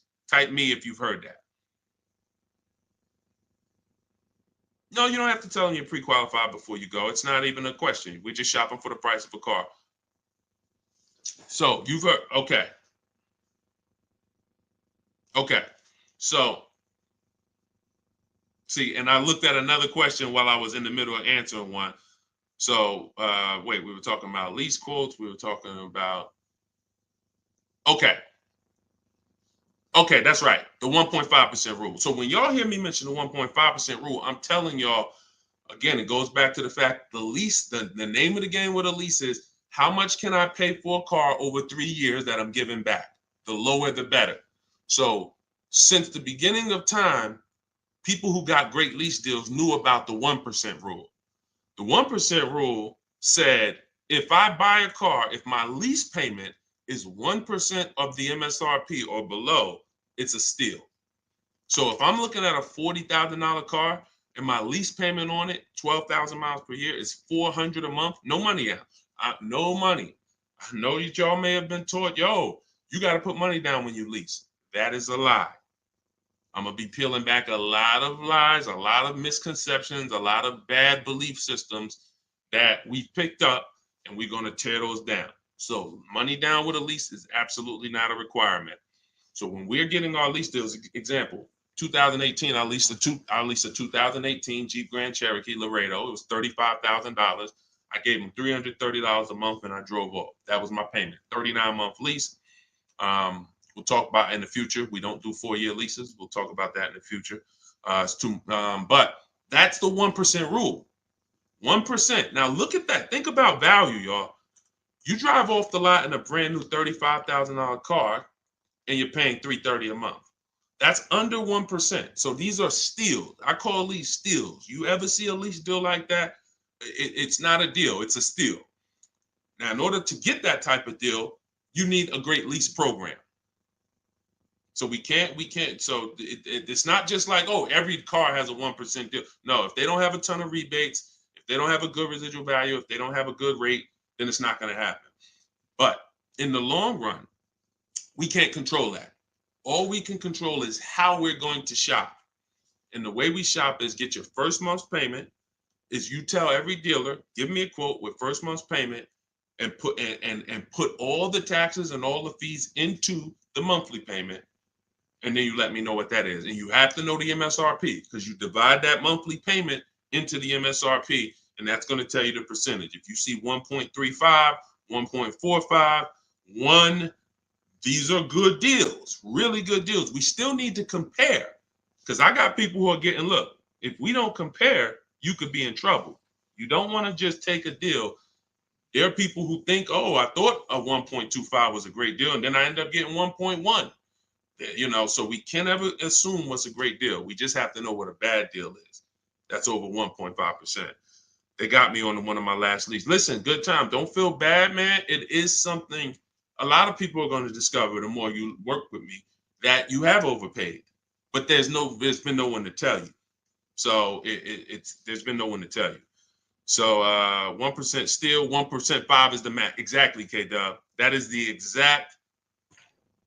exact formula and ratios we use for measuring great lease deals. 1% or lower is a steal. Between 1% and 1.5 is a deal. That's great value compared to purchasing. So when someone drives off the lot with a great value lease, 1.25, anything under 1.5, they're paying less than someone who purchased. They're paying less than someone who purchased. Once you get above 1.5, you're now going close to spending the same amount as the person who bought the vehicle, which we don't want, which we can't do. We eliminate the benefits of leasing. And some lease programs y'all are going to see are bad. You shop multiple offers and the lease programs are bad. We can't get those leases. I will never co-sign, because leasing is a value play. I will never co-sign you getting a car because you like the car a lot and overpaying for a lease because the lease program is bad. Sometimes, I want a Range Rover Velar. The lease program is bad. All right, well, I'm going to go get a Genesis GV870 And then, you know, maybe in 3 years, the Range Rover lease program will be good. But right now, I'm not going to do it because no one loves a car that they're leasing. You always just like it. If you're leasing, you're switching cars every 3 years. You don't love anything. When you love a car, you buy it, you keep the thing 10 years. That's love. But typically, a person who's not keeping their car long term, you get, you know, you 3 years, you're like, okay, I could get another car. 5 years, you know, people who buy cars to keep, they don't think like that. Like, they ain't even looking for a reason to get rid of it until, you know, transmission goes out. And then I always joke because as a keeper, what do you do when the transmission goes out? If anybody on here has bought their cars and kept them till the wheels fall off, when the transmission goes out, what do you do? What do you do? See, you're not a keeper. You're not buying a car to be a keeper. That transmission go out, you ready to get rid of it. You ready to get rid of it. Look, a lot of people are like, no, I go fix it. I go get another transmission. Exactly. All right. All right, let's keep the questions moving. Welcome to the people who just jumped on. Happy to have you. If you're enjoying the broadcast, could you please make sure you are subscribed to us on YouTube? That's where we're going to be able to share really when we get into, which is coming very soon, I'm going to be sharing visuals for y'all to see. Just sharing a variety of things, websites that we use, things you want to stay away from, website, like all in my book. But in time, you're going to want to see it on YouTube because you might not be able to see it on Instagram or TikTok. What's the MSRP equivalent for used cars? F Broncos asked. Here's what who's purchased a used car? Type a U. If you purchased a used car before, type a U. Type a U if you've purchased a used car before. Okay, I see Al Boogie, I see FL Bronco, I see Amore, I see Justin. Okay, every platform. Ebony Eyes. Okay, Larica. All right, I'm gonna give y'all the biggest. This is gonna be major, y'all. And you're gonna see like, wow, how the heck could we even know we're getting a good used car deal without knowing this? Tell y'all how important it is to have the original MSRP of the car you're purchasing. So I have a 2020 Infiniti QX 60 truck. I bought it a year ago. It was 3 years old. Now I saved 42% off the price when it was brand new. Here's why it's important. We don't know when we're shopping on these used car websites. I call them marketplaces. Y'all are going to see in my book, if you do get my book, or even in my videos, you'll hear me talk about the multiple marketplace strategy where we're on these used car marketplaces. We got to be on all of them. But here's what they try to sell you on, because it's based on who's paying them. They're trying to sell you on market value. They're the true way to buy a pre-owned car, after you check to make sure it's a good one. But I'm talking about, how do we know we got a great price on it? We must know how much it was brand new. We must know how much the car was brand new. Give you an example. I was looking at this Infiniti truck. I had narrowed it down to my top 3 or 4. I think I narrowed it down to my top 4. Now they're all white. They all look similar. They're all in similar price points. How do we choose? This is where we usually are stuck. And this is where we usually make a bad decision. I'm going to tell you why. I get the MSRP of these cars. By the way, my special strategy for getting the MSRP, one of them is to go to the dealer's website. Most dealers have a contract with Carfax, and that car will be on their website. That's my first line of defense. Again, everything I'm talking about, y'all, I don't hold back. It's in my book, or it's going to be in my free videos. But some people want everything in one spot. One spot, step by step. That's what the book is. 75% off in my bios, or go to Deshone's book or scan the QR code. So I look and I pull the MSRP, the window sticker for all of these vehicles, and what do I see? The 4 vehicles, the original price of them, one is 46, one's 48, one's 52, one's 54. Why is this so important, y'all? They've taught y'all to buy used cars based on what? Nothing. This is what we're asking for the car. Okay, I think I see some less than that. If all of these cars were 31,000, but one was 54, that's the best deal. In fact, none of those other deals are even close. That car right there has more packages in it, more equipment in it, special features in it. Those other cars don't. So the percentage of the discount that I'm getting off the car is higher here. Does not matter what the dealer's asking for the car. See, we've been taught you go and you focus on trying to get the dealer's price down. That is true in some cases. But what's more important is I need to know, based on what the dealer's asking for the car, how much off MSRP, original MSRP, am I actually saving? Is it 30%? Is it 40%? Because I might look at this car here and yeah, they might be asking $1,000 less for it, but the original equipment in that car is $5,000 less equipment. This is why it's very important. It's critical. I would not buy a used car, and I would never recommend you buy a used car without seeing the original MSRP, so you know, one, what's in the car, what features it has, but more importantly, I cannot determine who saved me the most money. I can't determine who gave me my best deal without knowing what the car was originally priced at from the day it came into the country. And y'all, unfortunately, and I hope it's nobody on here, but unfortunately, we probably do have it where during the pandemic, people were paying 90, 95, 100% of value for used cars. When I mean a Toyota Camry that brand new was 30, they were paying 29 for it, and it was 3 years old. See, I call this true value percentage, TVP. Y'all are going to hear this. We call this true value percentage. We can't look at a used car. See, once we see, wait a minute, based on the new price, the car when it was new, you charging me 95% of the car's value, and it's 3 years old. Once we start looking at true value percentage, car was brand new 30, you asking 25. Okay, you knocking this percentage off. This is how we make sure. Now look, that doesn't help us get quality cars. That doesn't help us stay within our budget.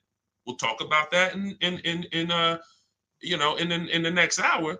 Because what I'm going to be doing is I'll be doing these shows throughout the day in our segments. So what you'll see is every time I come, we'll do if there's something that we want to tie up, we'll try to do it in both hours. Again, it's very tough to go over all things and then do Q&A and just get it done in a couple minutes. So some things may continue to the next hour, but once y'all get this, it doesn't change. So although, some of this might be brand new to you. I'm sure it is for a lot of you, having a system for how you shop, boundaries. But once you see how this thing works, it doesn't change. That's why I could write a book. That's why I have a library of videos that are step-by-step. The step-by-step version of my book is the Cars from Home video library, because I know we're so ahead. The car business is so old. I don't have to worry about this changing in the next year, 2 years. If anything, like Vroom went out of business, we adjust that. I might adjust that one section because Vroom's not in business anymore. But the way we teach you to purchase cars to guarantee you pay less than everyone else, to guarantee you save the most money on your loan, to guarantee you get the most money for your old cars, that's not going to change because we are just too far ahead of what the car business is doing. Welcome. Blessed said, I'm new here, been watching your shorts. Great job, homie. Good looking out. Appreciate you, man. Thank you so much. If you're not subscribed yet on YouTube, could you make sure you subscribe? Everybody who's on any other platform, if you could subscribe to us on YouTube, that's where we'll be, able to put a lot of our widescreen stuff so y'all can see. We're gonna teach, but what y'all gonna see, even in the book, it's not teaching and then you're trying to memorize it. It's just shop different, When you shop different, you'll see, oh, this is a better way to shop. And then you're going to learn by doing. It ain't learning by memorizing. Hey, thank you, Sonny. Said, just purchased my ebook. Thanks for sharing. My pleasure.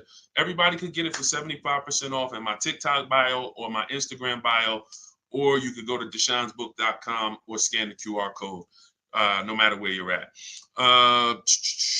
Let's see. I'm new here, but hold on. I got that. Hold on. Let's go. I still can't see the questions on Instagram. For some reason, I can't see the questions on Instagram. We got to figure that out. We got to figure that out. Now, here's what I will say. If you stay on long enough, somebody's going to ask you a question, because a lot of you, it's going to surprise you, but I know it. We've been working with people long enough to know a lot of you have the same situation, literally. So that you stay on, even if you don't your question doesn't get answered, you'll hear somebody that's, oh, that's the exact same situation that I'm in. Josie said, I really need help. I'm interested in buying a 2001 H1 with 70,000 miles, 75,000. Should I go for a 40,000 of 50K? I don't really understand that. I really need help. I'm interested in buying a 2001 H1 with 75,000. Should I go for 40 or 50K? So I'm guessing you're saying I'm buying a 2001 Hummer with 75,000 miles, or either is that asking price is 75,000?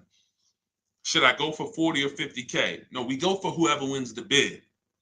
See, we can't get into, here's where this could hurt us sometimes.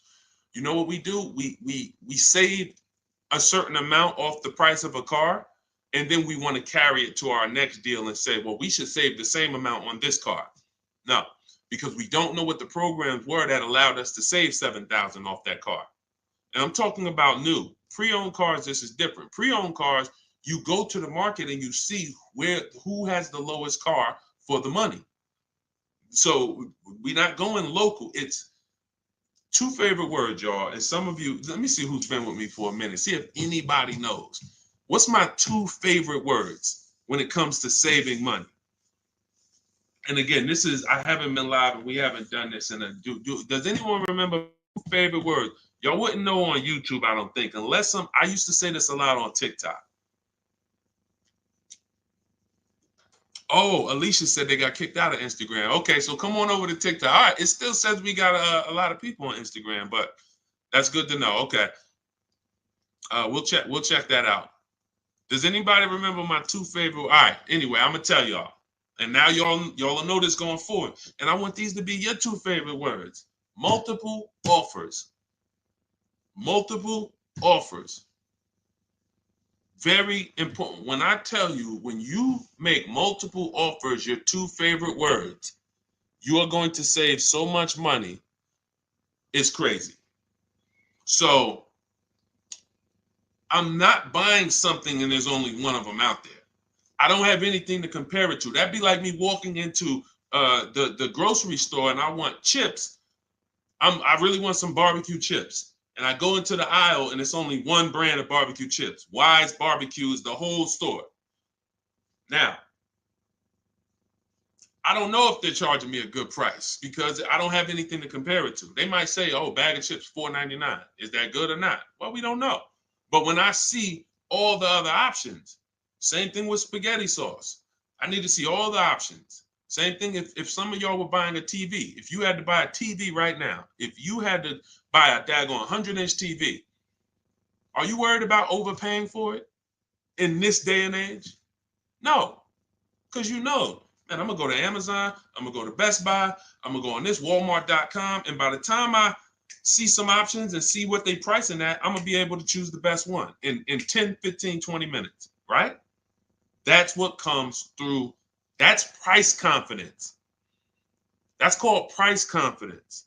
And the only way to have price confidence, to eliminate that feeling of, oh, did I overpay? You think I paid too much for this? Is to learn multiple offers, multiple options. So what you should be doing, Josie, is looking at so many H1s, wherever they are, that I know I'm not going to overpay because I see them all. I see where the price, and I'm gonna teach y'all, this is in the book, and I'll teach y'all in my video. We set up accounts when we're shopping for a new car, because once we know where the prices are, we want to be alerted every new car that pops up, every single used car that pops up, you want to get alert on it. You want that thing coming to your email the minute they post it, because everybody else is not going to be able to move on it because it's too fast. They need time. They need to, oh, let me see it. Okay. But if you know the used car market, like I'm going to teach you, if you know the low prices on this car is 40, the high prices is 55. Soon as that one pops up at 41, you don't have to hesitate. Speed is what gets people deals a lot of times, y'all. I've sat in front of people and I'm literally offering them, and this is back when I was in the dealership, and I'm literally offering them, like, the dealership is making no money. That's how good of a deal it is. And I'm like, listen, miss, like, I'm just telling you, we're making no money. We gave you everything. But they didn't take it. And I'm gonna tell you why. I can't blame them. They didn't have enough other offers to feel confident that what I was giving them was the best. That's the problem. So in order to have price guarantee, price assurance, for us to know that we are paying less than everyone else, we have to see multiple offers. And then in order for us to guarantee that we have not, that's just what it is. Price assurance comes through multiple offers. And then we have to get a quality vehicle. Okay. So all of this I will teach. It's hard to get, maybe like a lot coming at you at once. That's why I would love for you to get the book, Car Shopping for People That Hate Car Shopping, so you could dig into it, so you can see that everything I teach is methodical. I don't want you trying to remember this. Get the book, take your 75% off for the launch of the book, and then dig in and you'll see, wow, he has this thing set up in systems so that I don't have to be trying to remember what to do. I don't want y'all trying to remember what to do when you're out here shopping for your car. I want you to have a roadmap, a blueprint, and that's what 7 Steps to Saving Time, Money, and Avoiding Dealerships is. Thank you, Curtis. Appreciate it. 10-4. Oh, 10-4. Thank you for the guidance. It's a rare vehicle. If it's a rare vehicle, that's fine, but you don't want to overpay for a rare vehicle. You need to see enough of them to know that you're not overpaying. You don't want to sit there. You know how many people got a rare house? Your value's down. You know, I got a rare house. So if the value is going to be down, think about it. If it's rare buying, then it's rare selling too, which means your market, when you go to sell it, if you go to sell it one day, it's not going to be huge. That's not a car you can sell in 24 hours. Unless you just want to blow it out price-wise. But in order for you to make sure you don't lose, you got to make sure you buy right. You can't overspend by 10, 15 grand. So just make sure any H1 in this country, you know the price of it. That's all. If I see one over, it could be all the way over on the other side of the country. If I see the price, then I know what the market is. It doesn't matter if it's over there. If they're asking 10 grand less and it's a good car, has great service records, it has great title history, has great accident history, doesn't matter. That shows me that's the market price. All right. Thank you, Josie. I'm glad. Enjoy it. You're going to be able to get to any car you want, and you have so many strategies in there for later. If you're buying a used car now, it's in there. If you're going to be leasing, it's in there. If you're going to be buying, you're going to know, all right, man, I want to get a lease for my spouse, or hey, you know what, I'm going to get a lease for my kid. Or you just might buy everything. But sometimes you might want to buy brand new. Sometimes you want to buy pre-owned.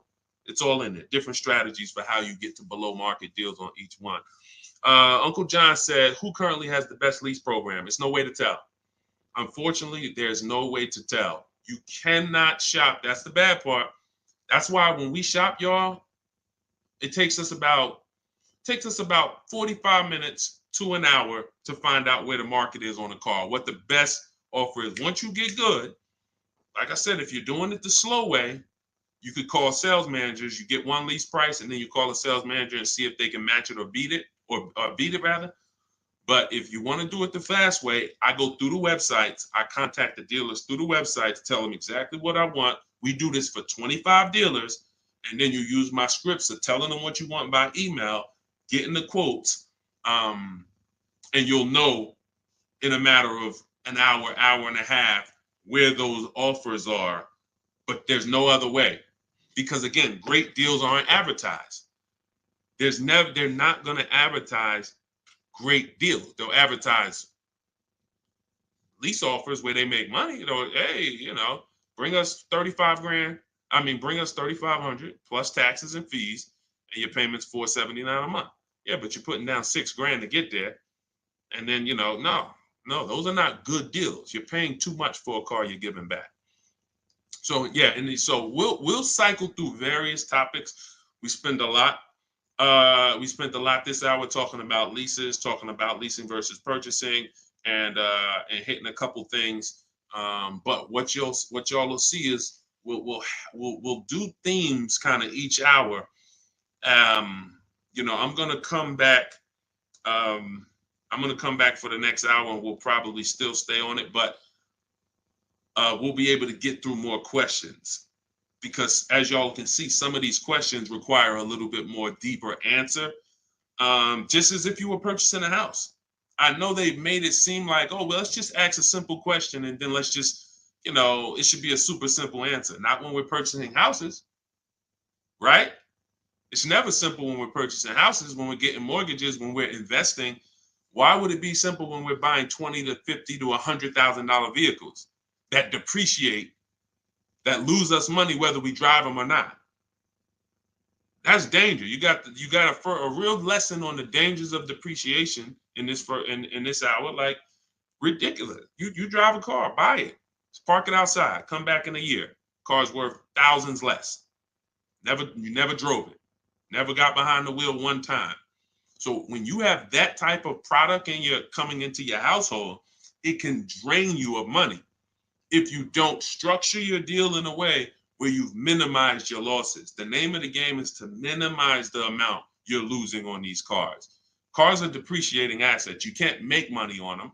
We did have a wave for years where we were making money on cars, but that's because the resale values of these cars, it was a once in a lifetime historic moment when all of our cars were worth 12 grand, 8 grand, 15 grand more than what they would normally be worth. So, those who cashed out did very well, and we were part of the group who were really spearheading helping people cash out while the market was high. But unfortunately, people bought while the market was high too. So this is we'll be talking more about these things every hour. So lease good for bad credit. Now what you're gonna have to do is set yourself up. If you can't qualify for a lease and you should be leasing, then now your goal is to now get prepared to lease.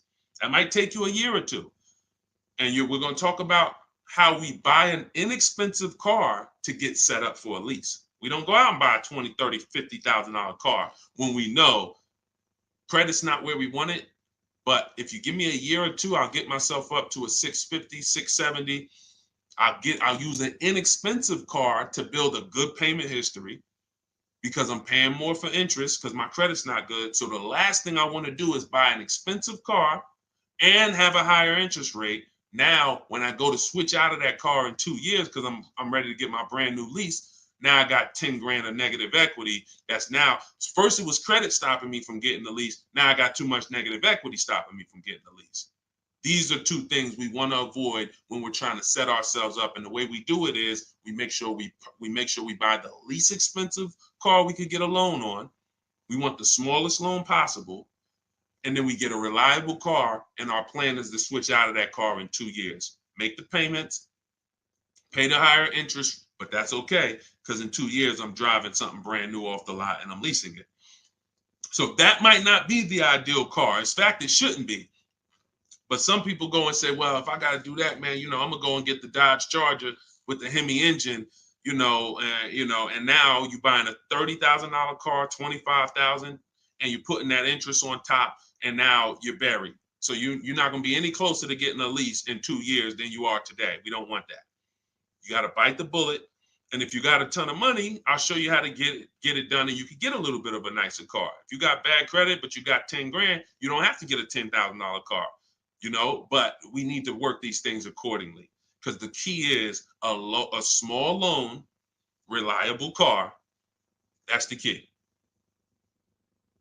Okay. TikTok's telling me my live's going to end in 60 seconds. Okay, so we will be back.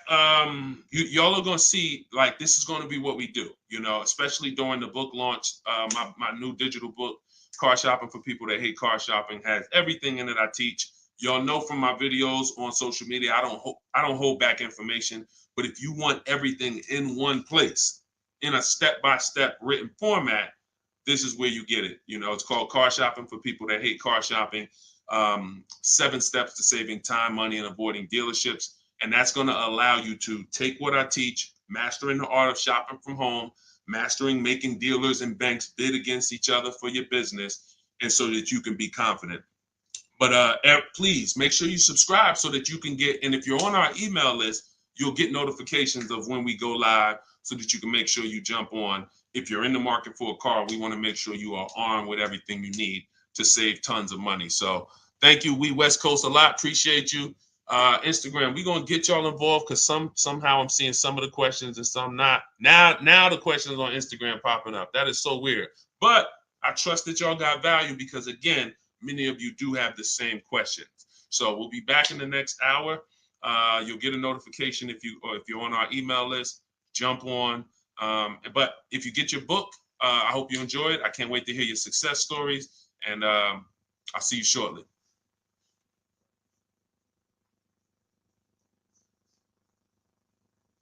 Oh, and if you need the book, it's in my TikTok bio. Some people are saying, where do I get the book? It's in my TikTok bio. Click the picture. It's in my Instagram bio. Go to the bio. Click the picture. If you're watching on or you could go to deshonesbook.com, or you can scan the QR code depending on where you're watching. So, all right. See y'all soon.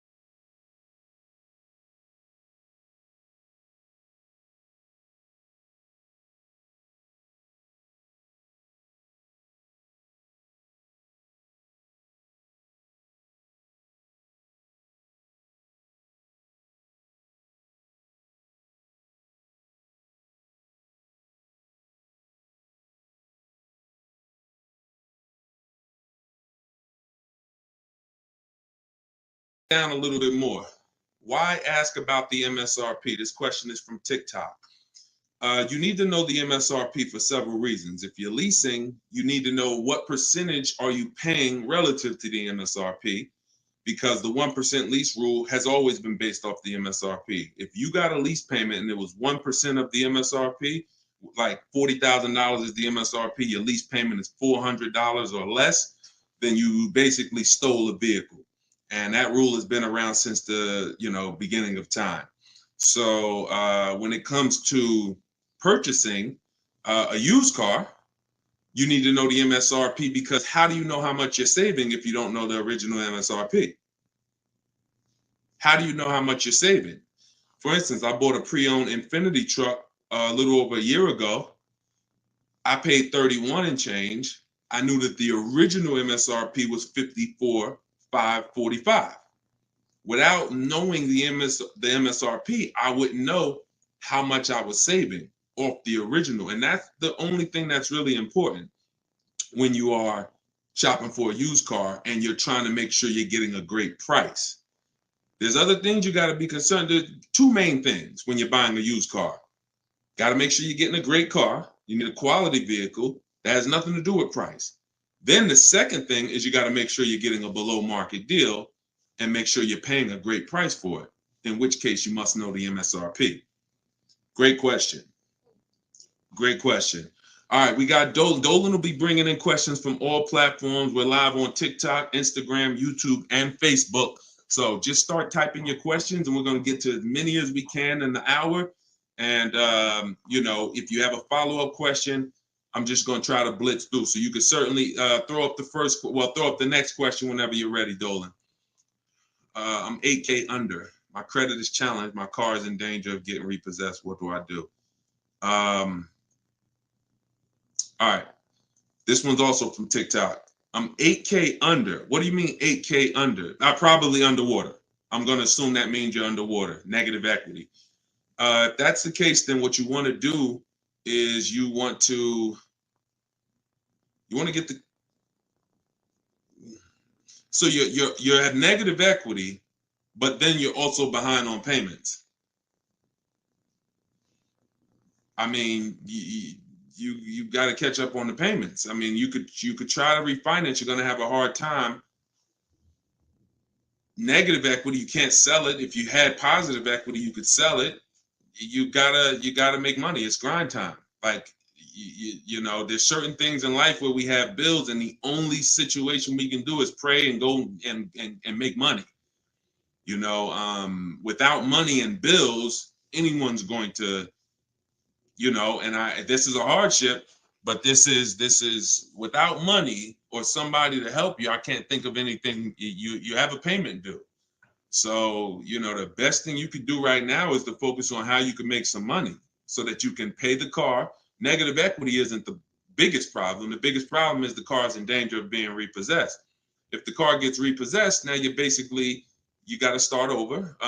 It's not the end of the world, but you're certainly going to have to start over because you're going to have a repossession on your credit, and you're going to have to buy a car with bad credit. I would be trying to rebuild my credit. That's what I would be trying to do. Make money, and if the car gets taken, you got to start rebuilding your credit. Follow Shonda Martin. She's a great resource on all these platforms. And but yeah, man, money answers to all things. Book of Ecclesiastes. So figure out how to make some money, man. Work overtime, double shift, second job, start a business on the side. As long as it does, you got to make some money. Can't make car payments without money. So go ahead, Dolan. Wish you the best, man. Keep me posted. This one's from Instagram. On a 3-year-old used car, what percentage from original MSRP should I be looking at for a price point? It goes by comparison.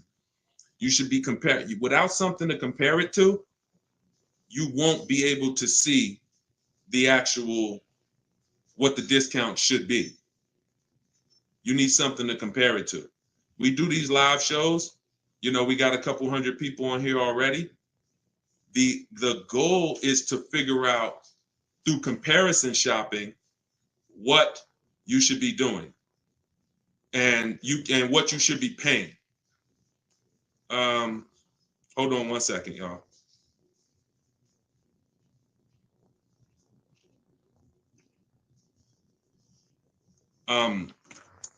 Yeah, so that's the goal. You don't know what a fair price is, what a great discount is, until you are not, until you have other offers to compare it to. That's the problem. Go ahead, Dolan, shoot the next question up. Like, I didn't know that 42% off my Infinity that I got was a great discount until I compared it to the others. I narrowed it down to 4 choices, and then 3 of them were not as big of a discount. And, one of them was, most of them were in the 30s. This particular one was a 42% discount off the original MSRP.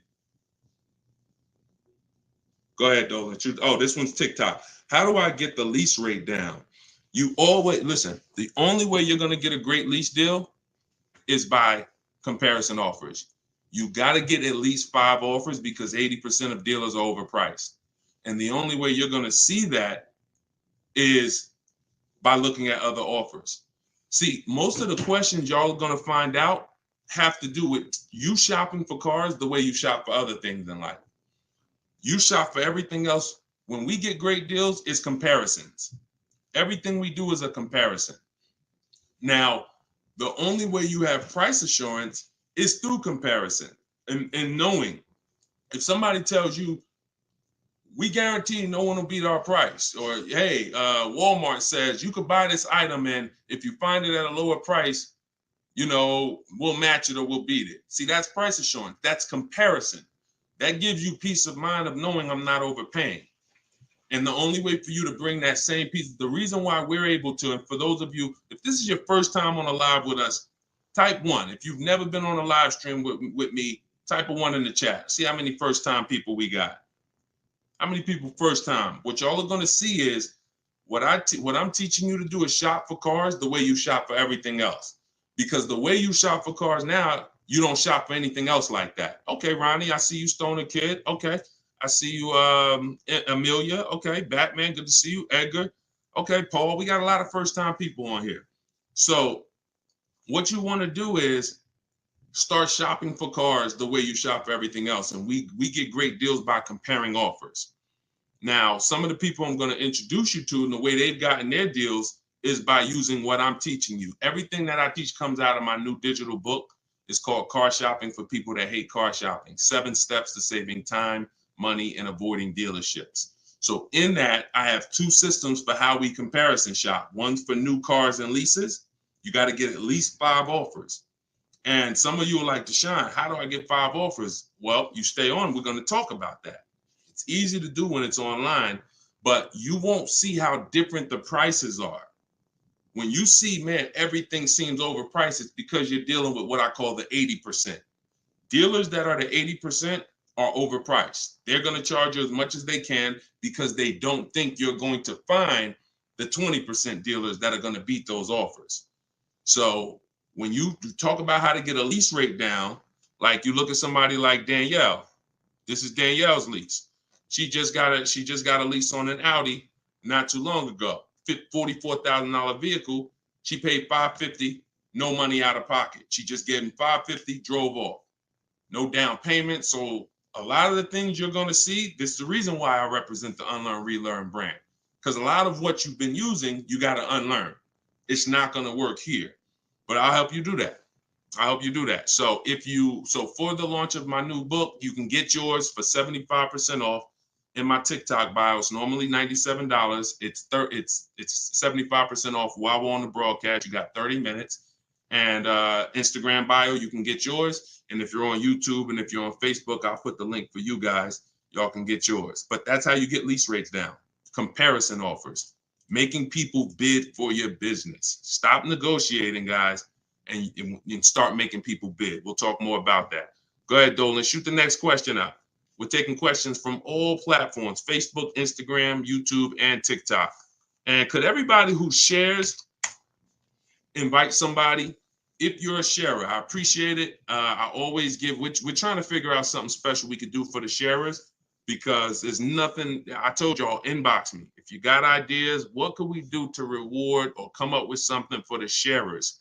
Because you guys are the people who help us spread this message. I appreciate all the new people, but I want to do something special for the sharers. Please DM me ideas of what we can do because we want to make it a regular part of our broadcast. All right, I see you, Sharice. Thank you. All right, go ahead. This one's from TikTok. Can you ask for additional discounts since you're an educator? See, the problem is if there's a rebate, then you'll get it when you reveal it. If there's a first responder rebate, you can't depend on a dealer to tell you about it. Some of the 80% won't tell you about it.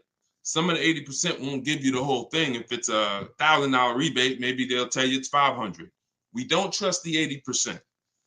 When I was in the dealerships, I saw how the 80% moved. The 20% are the people those are the people you have to find. It's not, you can't just walk in. Unfortunately, there's 17,000 new car dealers in this country. They don't have labels on them. There's not one that say, we're the 20% that beats everyone. You have to find them and you need a great bidding system.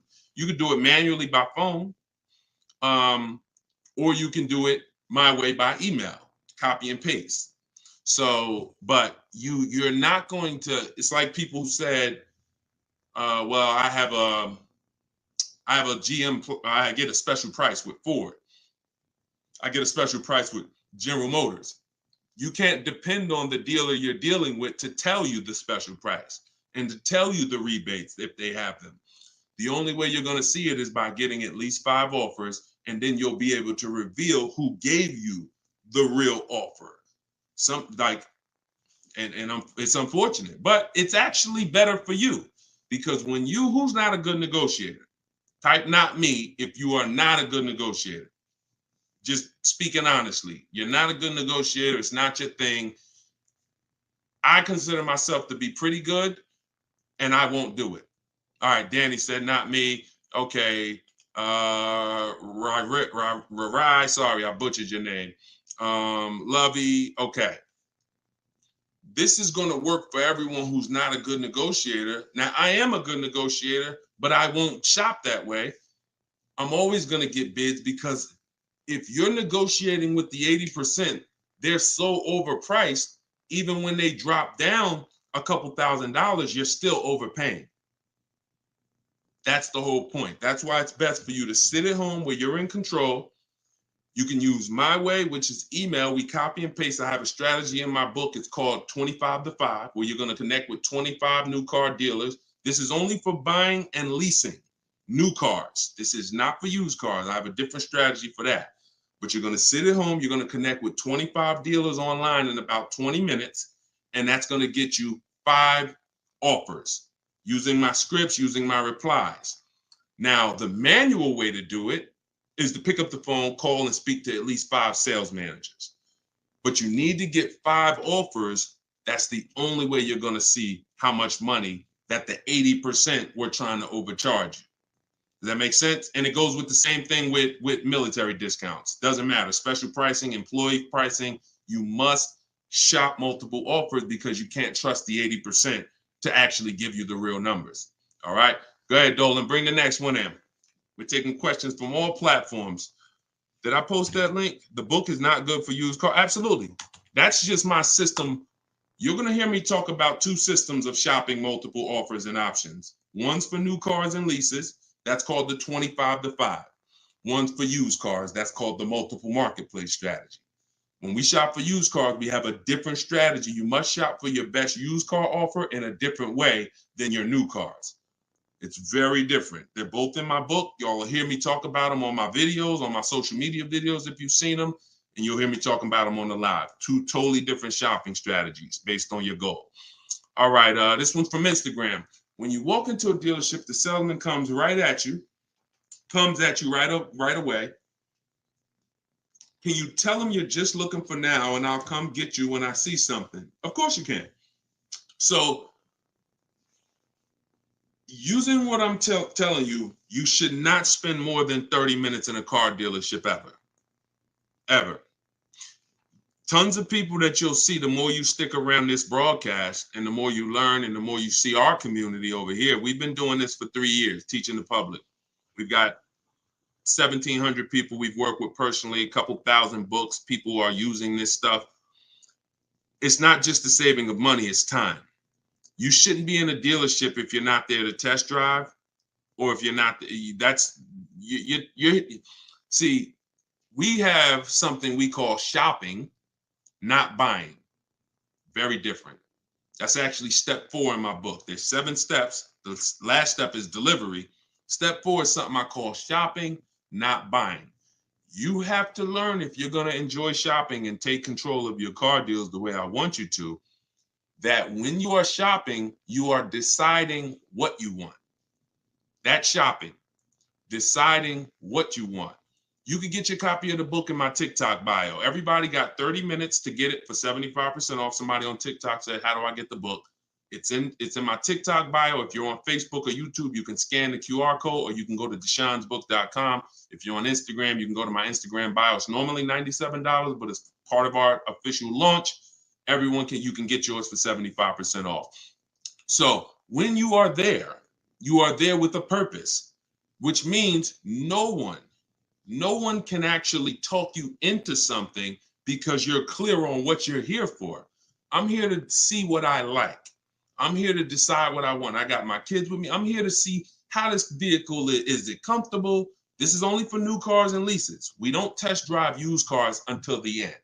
That's a different thing. And as I'm answering questions specifically. So when someone asks about a used car test drive, we'll talk about that. For those of you who are leasing and buying new cars, we are there to test drive and decide what we want. That is it.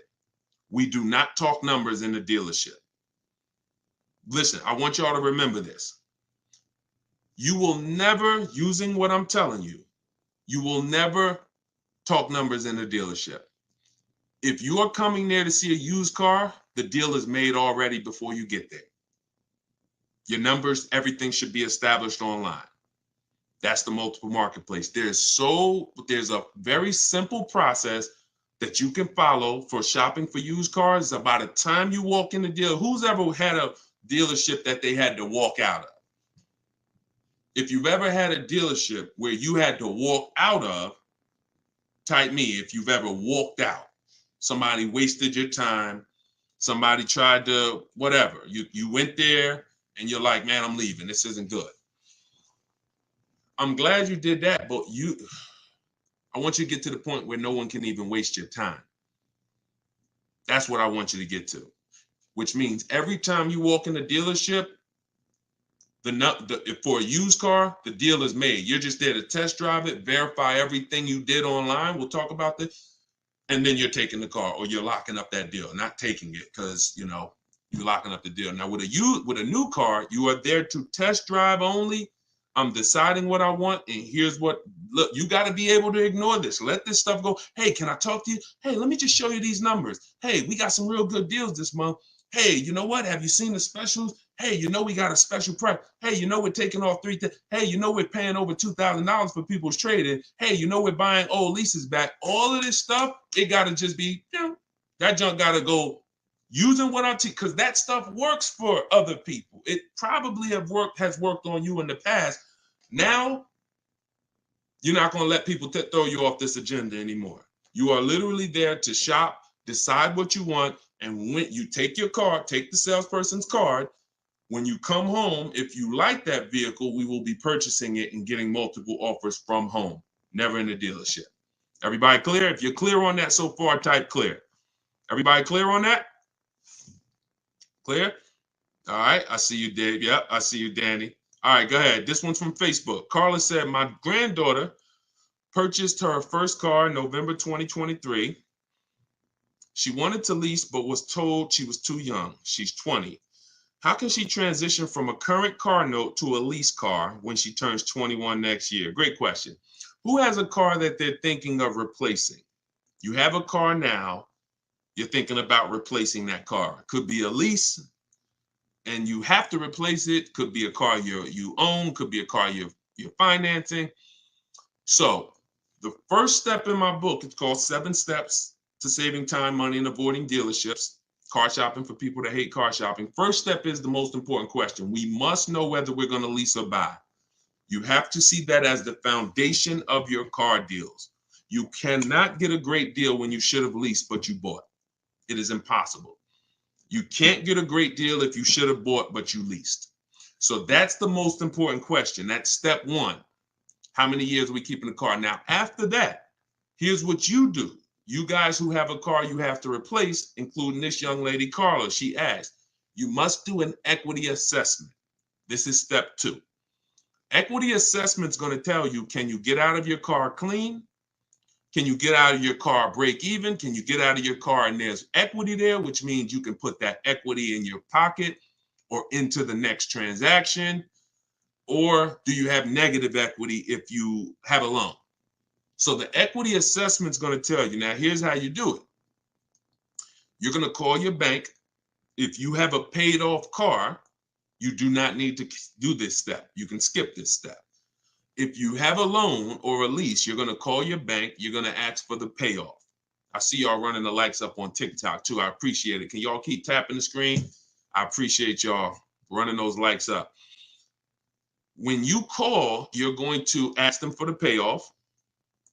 The payoff is the amount you owe. Do not look at your contract. Do not look at anything. Call the bank or call the leasing company and say, what is my payoff? Now, if you're leasing, you're going to ask an additional question.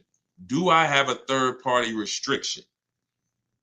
Once you have those answers, you end the call. You are then going to go on to the websites that I'm about to mention. You're going to get 6 bids, 6 offers. My 2 favorite words when buying anything. And if you like to save money, these will become your 2 favorite words. Multiple offers. Multiple offers. I love those words. That's how you buy everything else. Multiple offers, multiple options. That's how we save the big money. So you're going to go to CarMax.com. This will take you about 20 minutes to do an equity assessment. You're going to go to Driveway.com. You're going to go to AutoNation, Sell My Car. Carvana, Kelly's Blue Book, Instant Cash Offer. And Car Guru, Sell My Car. As more people buy cars, we'll keep adding them to our list. Those people are in my book. That's who we get our equity assessment from, because here's what your car is worth, what people are willing to offer you cash for. What's the one word? Some of you have been, hold on, don't bring in the next question until I give you the road, because some of these I got to go a little deep on, Dolan. But you could queue them up. Just get them ready so that, you know, when I call them out, you got them ready. I know you're stacking them. When you look at, you know, getting 6 offers, what's the one word that we don't use anymore? Let's see if anybody was on here. Maybe you were on here for the last couple broadcasts, or a lot of you are new, so you may not know. What's the one word? Good to see you start back up. What's the word that we're not using anymore? And for the new people, you're about to learn. We don't use, let me see if anybody got it. I give it about 3-4 seconds. Okay, everybody's about to learn this for the first time. We don't use the word trade. You don't get maximum money trading anything. I know you've been taught that because dealers have actually taught you to give them multiple transactions in one. You buy your car from them, that's one transaction. You sell your car to them, that's another transaction. And if you get your loan from them, that's a third transaction. All of these are separate transactions. And how big is the money in them? I'll break it down to you like this. You can actually there are companies that only want to lend you money. They don't sell cars. That's how much money is in loans. There's companies and people who just want to buy your car. They don't want to sell your car. That's how much money is in buying cars. So somebody just said trading is convenient, though. If you want to conveniently lose $2,000 or $3,000 because you want to save 30 minutes, then be my guest. I'm talking to the people who are like, Deshone, that's not my thing. And I'm not talking about a private party sale. We're not talking about listing the car on Facebook. We're talking about going to people, all those companies I just named, they literally have a short inspection process and they cut you a check. I sold my lease to CarMax. They won the bid 2 years ago. I walked out with a check. I was there for 45 minutes. Then I brought my parents down because they won the bid for their Mazda. They taught you that, oh, anything else besides what we're telling you to do is going to be hard. You know, like, oh, you might as well just give us all the business because, you know, anything else is going to be just hard. Meanwhile, what you're putting yourself through is hard. So that's how you do the equity assessment. Now, if you do have a lease, when you go on those websites, there's a question there. It's going to say, is the car owned, financed, or leased? You want to put owned because you just want the true value. And when you put lease, it triggers something on their websites. Don't worry about that. If you don't have a third-party restriction, you can sell direct to anyone. If you have a third-party restriction, you're going to take those offers, and then we're going to call used car managers because the third-party restriction does not say you can't sell. It says you must sell to a brand of the same dealer, a dealer of the same brand. So if you have a Nissan, you must sell to a Nissan dealer. Here's what that doesn't mean. Go walk into one Nissan dealer. We get bids, we speak to at least 3 to 5 used car managers, we get bids. Are y'all starting to get the sense that everything we do is a bid? And the only way you're going to see how much money you've been losing by not getting multiple offers is to get multiple offers. Everyone I've been working with says, Deshone, there's no way that I would have known how much money was in these car transactions until I started getting multiple offers from home. We don't do this by getting in our car and driving from place to place. We do this by sitting at home and using what online. Shoot the next question in.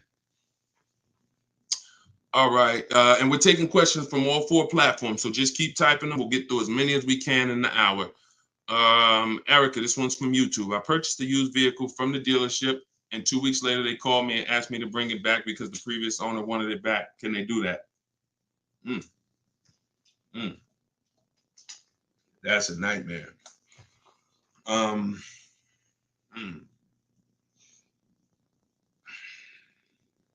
Y'all hear that question? Erica purchased a used vehicle. 2 weeks later, they called, asked to bring the car back because the previous owner wanted it back. So it's less about your transaction, and it's more about if the transaction with the original owner was legally closed. If they left the transaction open, now if I'm you, do you have your paperwork? You have all your loan? And here's the most important thing. Has the loan been funded? Is there a new loan attached to that vehicle under your name? Are they in the process of registering that vehicle under your name? Now, here's where you could be dealing with the crap that the 80% of dealers who are scumbags. This is what they do sometimes. They'll take a car from a customer. They're waiting for the title. They technically don't have the legal right. They have the legal right to sell the car, but there's a loophole there probably because they haven't gotten the title from the owner. And if the owner comes in and says, you know what, I changed my mind, and the owner's holding the title. But what I would do if I'm you, somebody got to call me. I want to look at your paperwork. If you have a loan, Erica, whatever bank you're going through, I would call them, and I would call if the bank knows you and they've established an account number for you, and they're like, yes, Miss Maxwell, we know you, then I'm holding on to the car until somebody comes and pries it from my hands because I have a legal right to this car. There's a loan under my name. You have my money. You have started this process. If none of that's in place, then,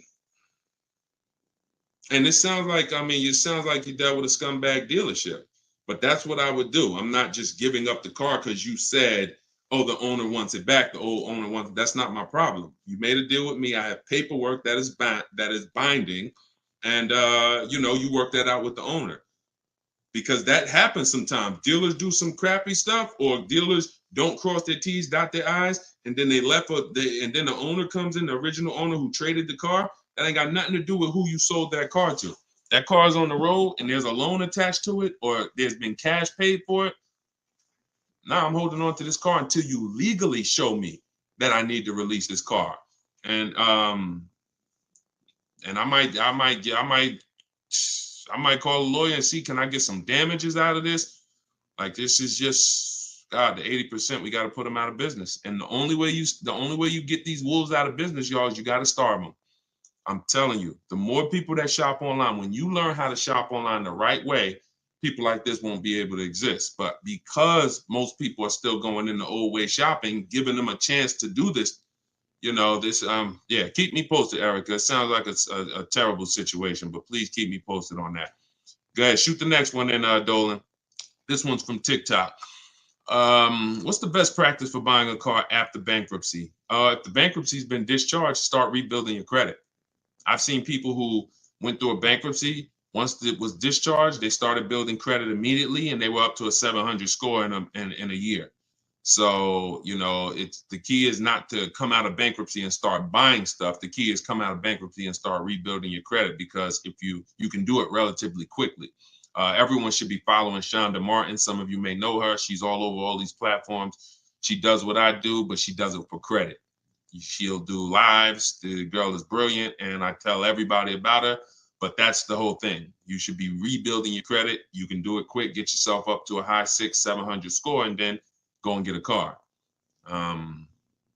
That's what I do. Go ahead, Dolan. Shoot the next one in.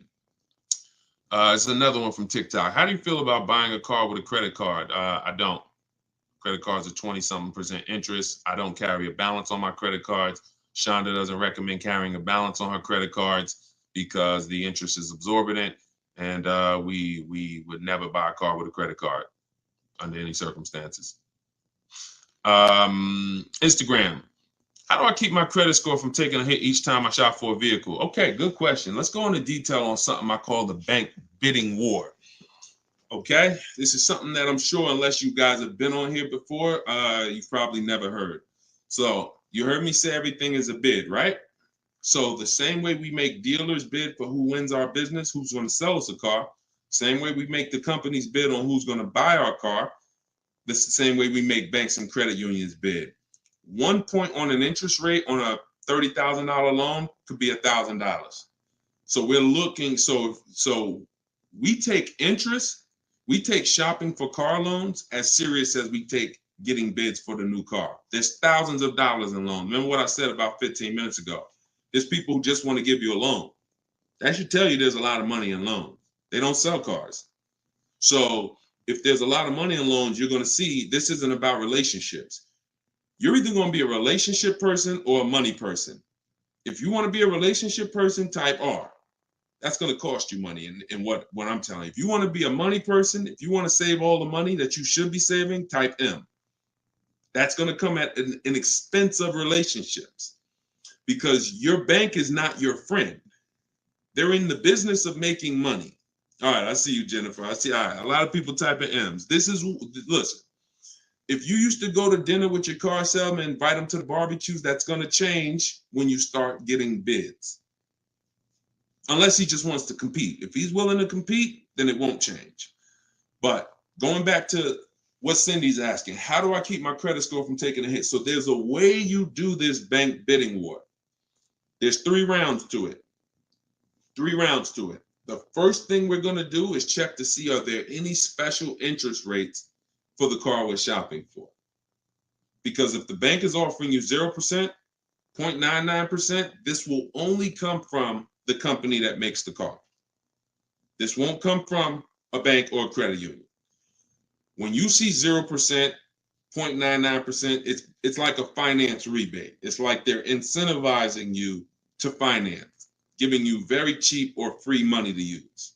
No bank can compete with that. So the first thing you're doing, whether you're shopping for a new car, used car, is checking there. That's round 1 of the bank bidding war. Because if you do see that, there's no other reason to let anyone run your credit. That's what I'm getting. I'm going to get the 0%. I'm going to get the 1.99.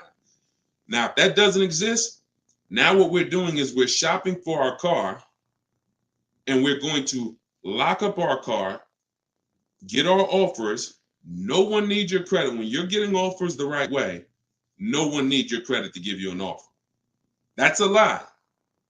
Deshone, they told me they did. They lied to you. What I tell you about the 80%? The 80% lie, straight face, look you in the eye. So we're going to get our offers. Once we find the best offer in the market, we reserve the car, we take that buyer's order, we come home, and now we're going to let tons of people run our credit. Isn't that going to make it go down? Here's how the bank bidding war works, and you can Google this. The credit bureaus allow you to have multiple people run your credit within a finite period of time. Experian has an article on this. They say between 14 and 45 days. If you're letting all these people run your credit within this period of time, what it looks like to the credit bureaus is you're rate shopping. You're rate shopping. They're not going to penalize you for rate shopping. They will penalize you from going to dealer, letting this dealer run your credit, letting this, oh, I'm trying to buy this Chevrolet. Oh, run my credit. And then here I'm at a Nissan dealer. Okay, I'll take the Nissan Altima, letting them run your credit. You'll be penalized for that. That is not what I'm telling you to do. I'm telling you don't do that. So when you get your car, you're bringing that home and you're going to call your bank. You're going to now call your credit union or go on their online portals, and you're going to go to every online lender. I have some listed in my book, Lightstream, Community Credit Union, and you're going to let all these people make offers for you. Because who's seen a case? This is this is another reason this works so well. Who's tried to reach out to their bank or their credit union to get a rate, and they say you have to have a car first? Who's had that happen? You're trying to get a rate, and they say, well, we can't give you a rate. We need you to give us the details of the car first. So now you're trying to make up what you think you're looking for. Yeah, I'm looking for. No, it's because it's not designed to work that way. It's designed to work where you get your paperwork, get your buyer's order, has all the numbers on there, has the year, the make, the model, what you're paying, how much you need to borrow, and then you're calling your banks and credit unions. This is round 2 of the bank bidding war. So you're going to let all those people go and compete. Now, whoever wins that round, you're going to call the dealer the next day and you're going to say, hey, I got 6.29 from my credit union. But if you guys can beat it, then I'll do the deal with you. This makes the whole price. See, everything I'm telling you to do, if you follow what I'm telling you, the process is easy. You never got to lie. All of those people who taught you how to buy cars and you got to lie, don't tell them you got to trade, don't tell them this, you'll never hear me teach you. You don't have to lie. And the dealers will enjoy working with you, the 20%, because you're now giving them an opportunity. And it's very different, y'all. When you got a car, when you have a finance manager who's trying to beat the rate you got, here's the difference. And we'll get ready to queue up the next question, Dolan, not yet. Here's the difference. When you don't have a finance manager trying to bid and beat what you have, they're going to their banks and they're asking the salesperson, what's the most you think they'll pay? What's the highest rate you think they'll pay? All right, quote them at this, and then let's see if we can negotiate on the rate. That's what it is when you don't have an offer. But when you give them that, when you found your car, locked it up, and then you call the salesman or you call the finance manager and say, hey, I got 6.29 if you can beat it. Now here's what they're doing. They're reaching out to all their 10, 15 banks and saying, let me see if I can beat this rate. Very different. And only one or two things are going to happen. They're either going to call you and say, hey, look, I tried my hardest. I can't beat the rate. Thanks for the opportunity, but you got a great rate. In which case you have something that we want, which is, who knows what we want. When it starts with a P, this is when we guarantee we paid the best price for everything. Who remembers? Well, I can't say who remembers because we get new people on this broadcast every day. I swear. All right. Price assurance. So when y'all hear me say price assurance, what that means is you don't drive off anymore hoping you got a good price. Talking to your spouse, hey, you think we could have did better? You think this interest rate was too high? Could we have got a better interest rate? No. Price assurance means you guarantee you couldn't have paid a lower price for the car. Nobody could have paid because you got bids. Nobody could have gave me a lower interest rate because I got bids. Nobody could have gave me more for my old car because I got bids. That's the only way we get price assurance. And all of this is done while you sit at home. So this is in my book, Car Shopping for People That Hate Car Shopping, 7 Steps to Saving Time, Money, and Avoiding Dealerships. If you want everything I teach in one spot, it's there. You can get your copy for 75% off. It's normally $97. And you can go to my TikTok bio. It'll be in your inbox in literally 5 minutes. The reason it's a digital book too is because things change. Vroom just went out of business a couple months ago. They used to be one of the people who competed for our business. If you guys had, your book and you had bought it and then it was a print book, because some people say, Deshone, is it in print? This is the reason, one of the reasons why it's not. If Vroom is in that print book, what happens? Now I got to jump on live and say, hey guys, volume 2 of my book is out because things have changed. Get your volume 2. I don't want to do that. You get this one time, and then I update it when Vroom went out of business. I updated the master file. Everybody who opened their book, no matter what, it was relevant. And that's one of the biggest reasons why it's a digital book. So you can grab your copy for 75% off, but you got 30 minutes. Once the timer is 0, it goes back up to 97. In my Instagram bio, in my TikTok bio, or you guys can, I'll put the link right here for you guys on YouTube and Facebook. You can go to deshonesbook.com. Oh, wait, I put the wrong one. I put it in my bio here. All right, Dolan, you can queue up the next question. Keep typing your questions, y'all. We got some more time. We're going to try to get through as many as possible. And we're pulling them from all platforms. We're on Instagram, we're on TikTok, we're on Facebook, and we're on YouTube. So we're pulling questions from all platforms. This one's from TikTok. Can you use the equity in your lease towards the purchase of a used vehicle? Most certainly, Eddie, the equity is yours. Once you identify your equity and you know how you're going to get it, who you're selling to, you can either put that money in your bank account or you can use that as a portion of you can use that towards your next car deal. That's your money. Your money. Go ahead, next one. This is another one from TikTok. I need a bit of advice. My son totaled his car. It was a loan Honda. Should I lease or buy this time around? I'm looking into maybe lease an electric vehicle, but I never have leased a vehicle. Okay, it's a very good question. Should I lease or buy? Let me show you. Some of you, let me show you this. Let me ask a very important question. In my book, this is called Step One. Whenever you hear me say the most important question, this is what I mean. It's the first thing you do. When you want to buy a car, when you like, hey, I'm thinking about a car, this is the first question you ask yourself, and it's the most important question. How many years are you keeping the next car? Come on in, and everybody type your comments. Keep that question up, Dolan. Everyone who's car shopping and who will be soon, how many years are you keeping the next car? Lula, if you just jumped on, I don't come to dealerships because we shop online. So there's no way for me to come to a dealership with you. If you stick around, you'll learn how we shop.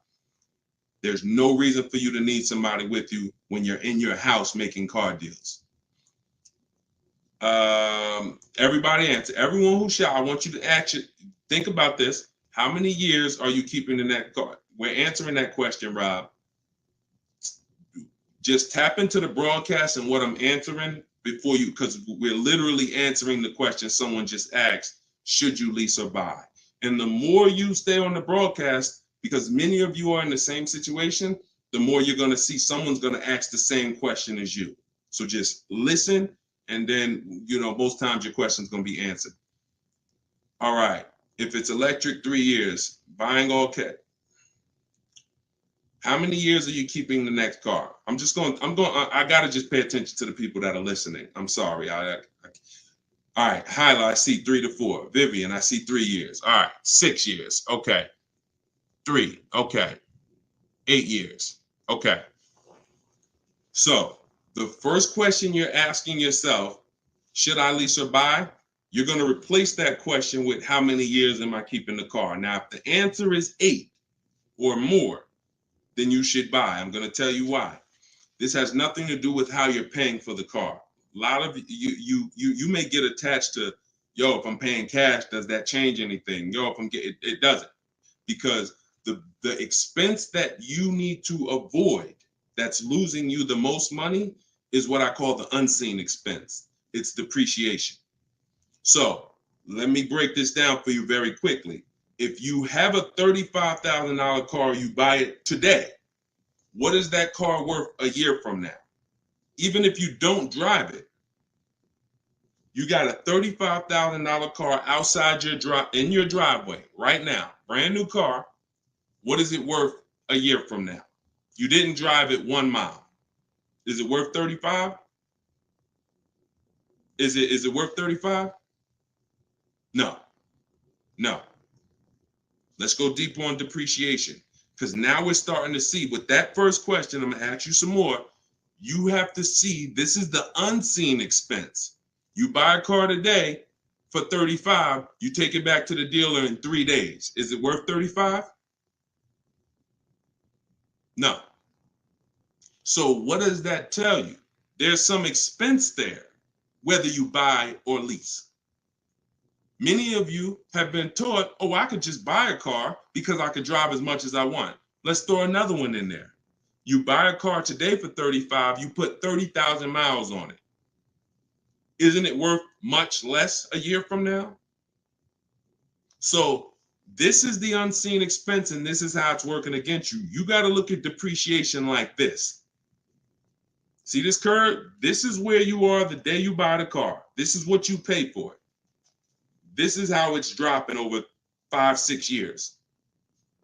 So now the beautiful thing is long-term owners who has a car outside that they've had for more than 8 years.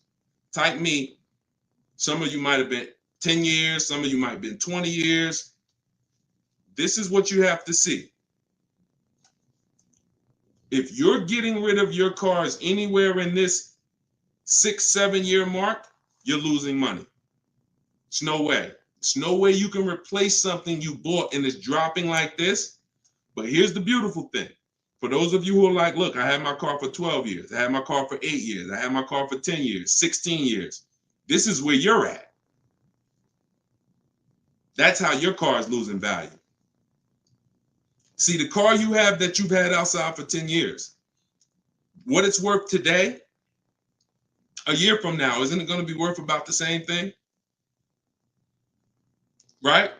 Talking to you long-term owners who keep your cars, you're winning. See, because you've reached the reward. You've reached the reward for buying. The reward for buying is to get to the stage where your car a year from now is going to be worth about the same of what it's worth now. Now, that's when you should be buying. If your goal isn't to get to that level, you should not be buying.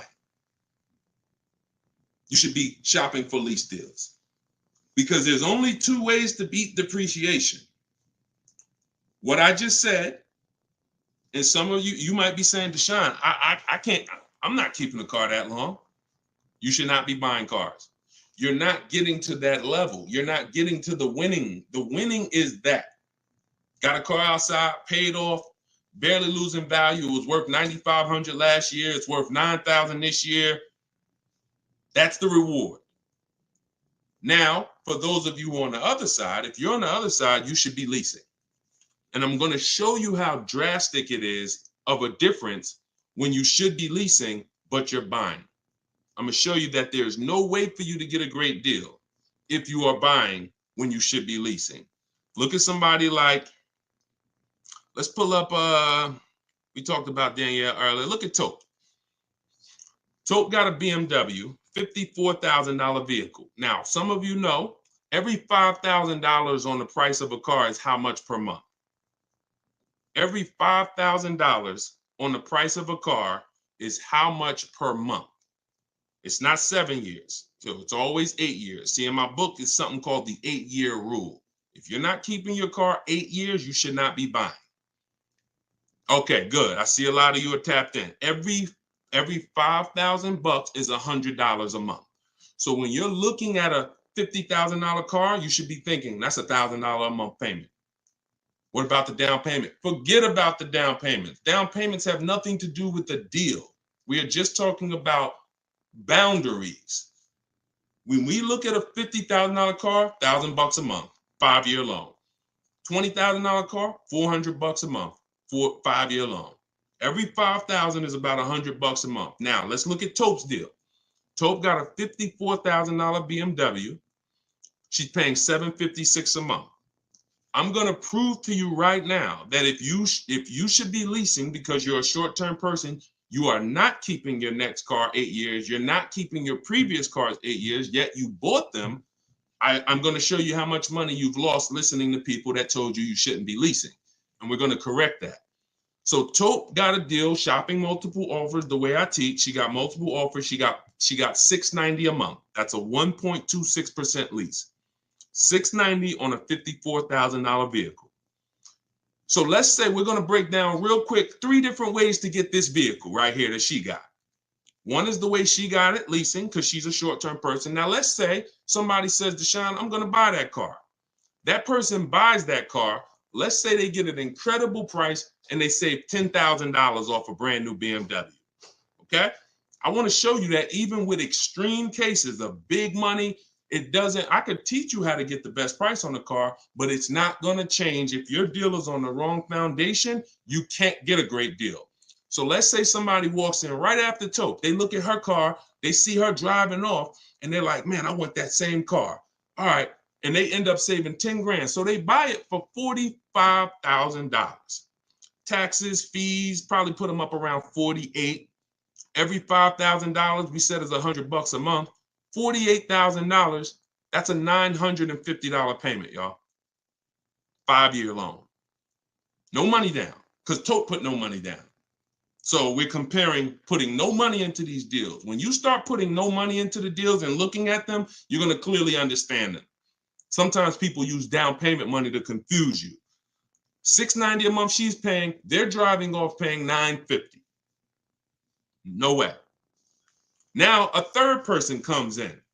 Man, I see those two people just drove off. You got that car used though? Can I get a used one? I don't want to buy a new one. I don't want to get a new one. I know that's going to be expensive.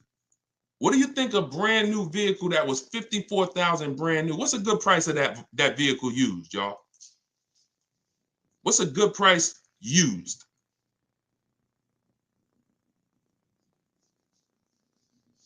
I want to hear it. Somebody throw something out. 40? Okay. 40? I'm going to take the lowest number.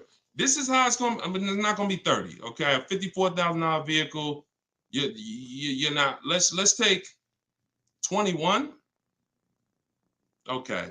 No, all right. I can't, we gotta use like real answers. So you're not getting a $54,000 vehicle. Oh, maybe I should preface 3 years old, right? Let's say 35.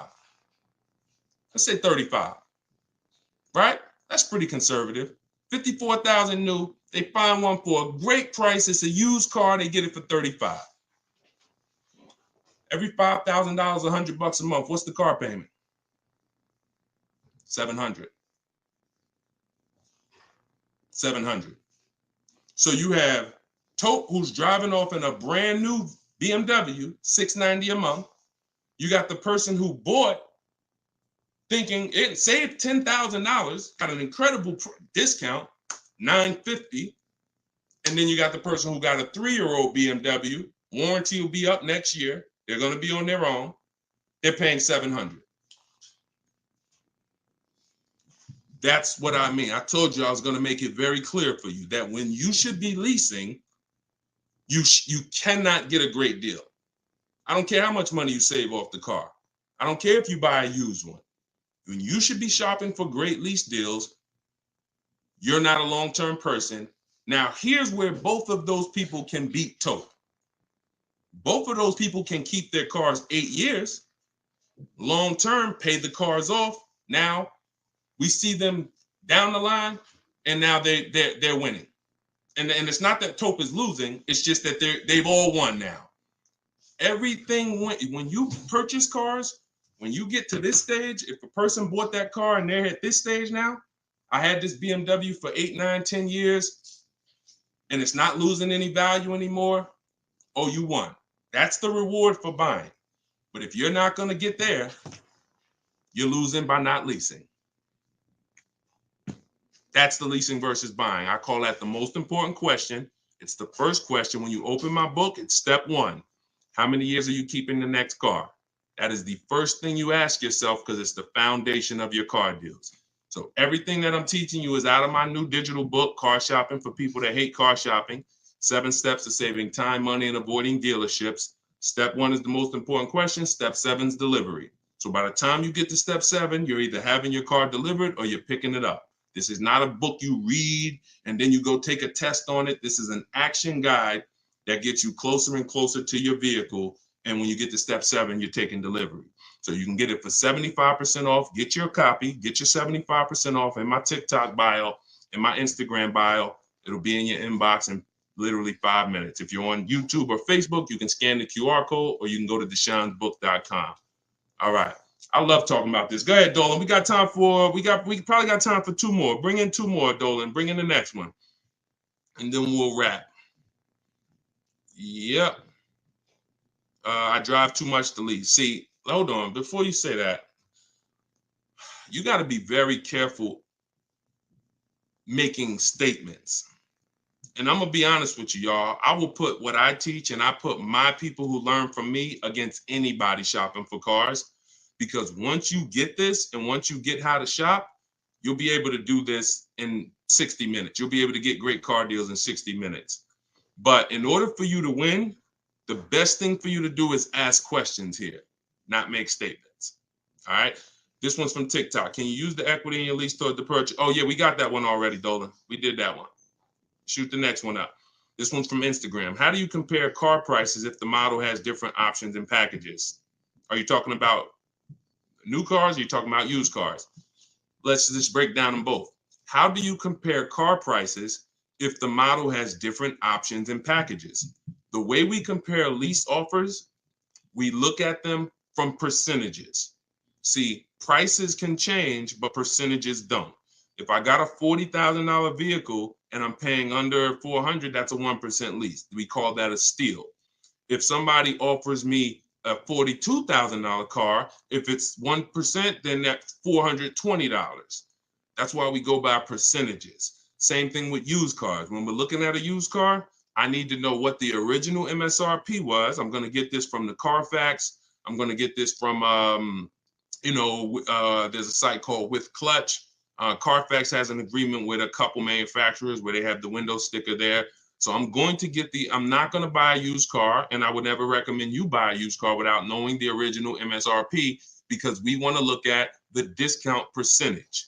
So example, my Infiniti truck I bought, it was $54,000 brand new. The other three that I was looking at, one was 52, one was 48, one was 46. So when I compared the discount off of the new price, this one had the greatest discount off the new price. Therefore, it was the best offer. And that doesn't matter that it had more options than everything. It also had a greater discount percentage wise. That's how we compare, no matter what prices are being thrown at us. When you learn to look at things percentage, and I have calculators in my book.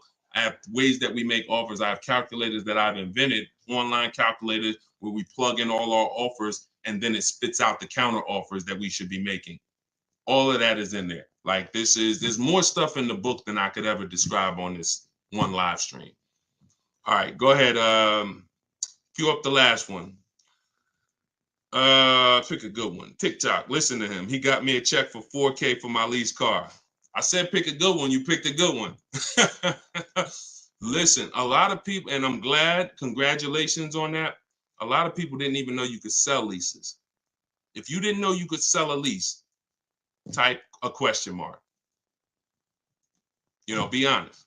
If we're honest here, this is how you're going to win. Because at some point, this person right here who just said I got $4K selling my lease, at some point, they didn't know you could sell a lease. But once they discovered it, they're like, okay, I'm going to tap in. I'm going to follow what he says. And that part of their transaction's 4,000 richer. Forget what they bought. Forget how much they got off the car. Just that part is 4K. So all of you who said I didn't know you could sell a lease, think of how much money you have left on the table returning leases to dealerships without doing an equity assessment. So we must do it. So I'm very big on getting this information out. Y'all can get it any way you want. You can go through all my social media videos. As you can see, those videos are made for different types of people. Some of you are high mileage drivers. Some of you are, going to be leasing. Some of you have negative equity. Some of you are going to be purchasing new. Some of you are going to be purchasing used. Some of you are going to be paying cash. So you can go through the social media videos and piece the ones together that's for you. You can also hop on these live streams, piece the information together for you, or you can go and grab your copy of my new book, Car Shopping for People That Hate Car Shopping, 7 Steps to Saving Time, Money, and Avoiding Dealerships, and you can just have the whole playbook. And the playbook is in there for everything. So if you're leasing now, it's in there. If you're going to be getting your spouse a car, it's in there. I can't tell you how much the book is going to make you. You'll tell me. Maybe 10, 15, 20 years, you'll tell me, this book, Deshone, this book has saved me $20,000. Because the more cars you get, the more your money you're going to save, even if you're going to get one. But I just want you to have the information, get it how you want it. You can get 75% off your copy as part of our book launch in my TikTok bio.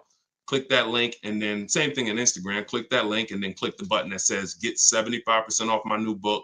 But it's only for 30 minutes. After 30 minutes, price goes back up to $97. $24 is better than $97. So, and I'll put the link one more time for you guys on YouTube and Facebook. You can click this link here that says Deshone's book. I just posted it. Or you can scan the QR code if you might be watching us on a television. You can just scan the QR code with your phone, grab your 75%. So this is what we do. Whenever you see me live, I'd encourage you to invite a friend, tell somebody. If you see a coworker and they're like, man, I got to buy a car soon, invite them to one of our streams, because we get very, very detailed about showing you all the money in your car deals and making sure you know what you're doing. Please, if you're not subscribed to us on YouTube, we got a lot of things coming to YouTube. We're going to be time stamping these questions in future episodes so that you can easily navigate through previous episodes and find your answers. So everything is Deshone the Auto Advisor. Make sure you subscribe to YouTube because we got a lot of stuff coming there. But other than that, have a great day. I'll see y'all in the next broadcast. Everyone who got the book, use it, win with it, and make sure you DM me or email me your success stories. I want to see your deals. Email me your deals, not just your cars. You're going to love it. Once you start making deals and you're confident with the money, you're going to be so excited about sharing the numbers, you might forget to tell me what car you got. You know, Deshone, look at this price I just got. Oh, by the way, it was on this car. You know, so that's what we want. All right. God bless y'all. I'll see you soon.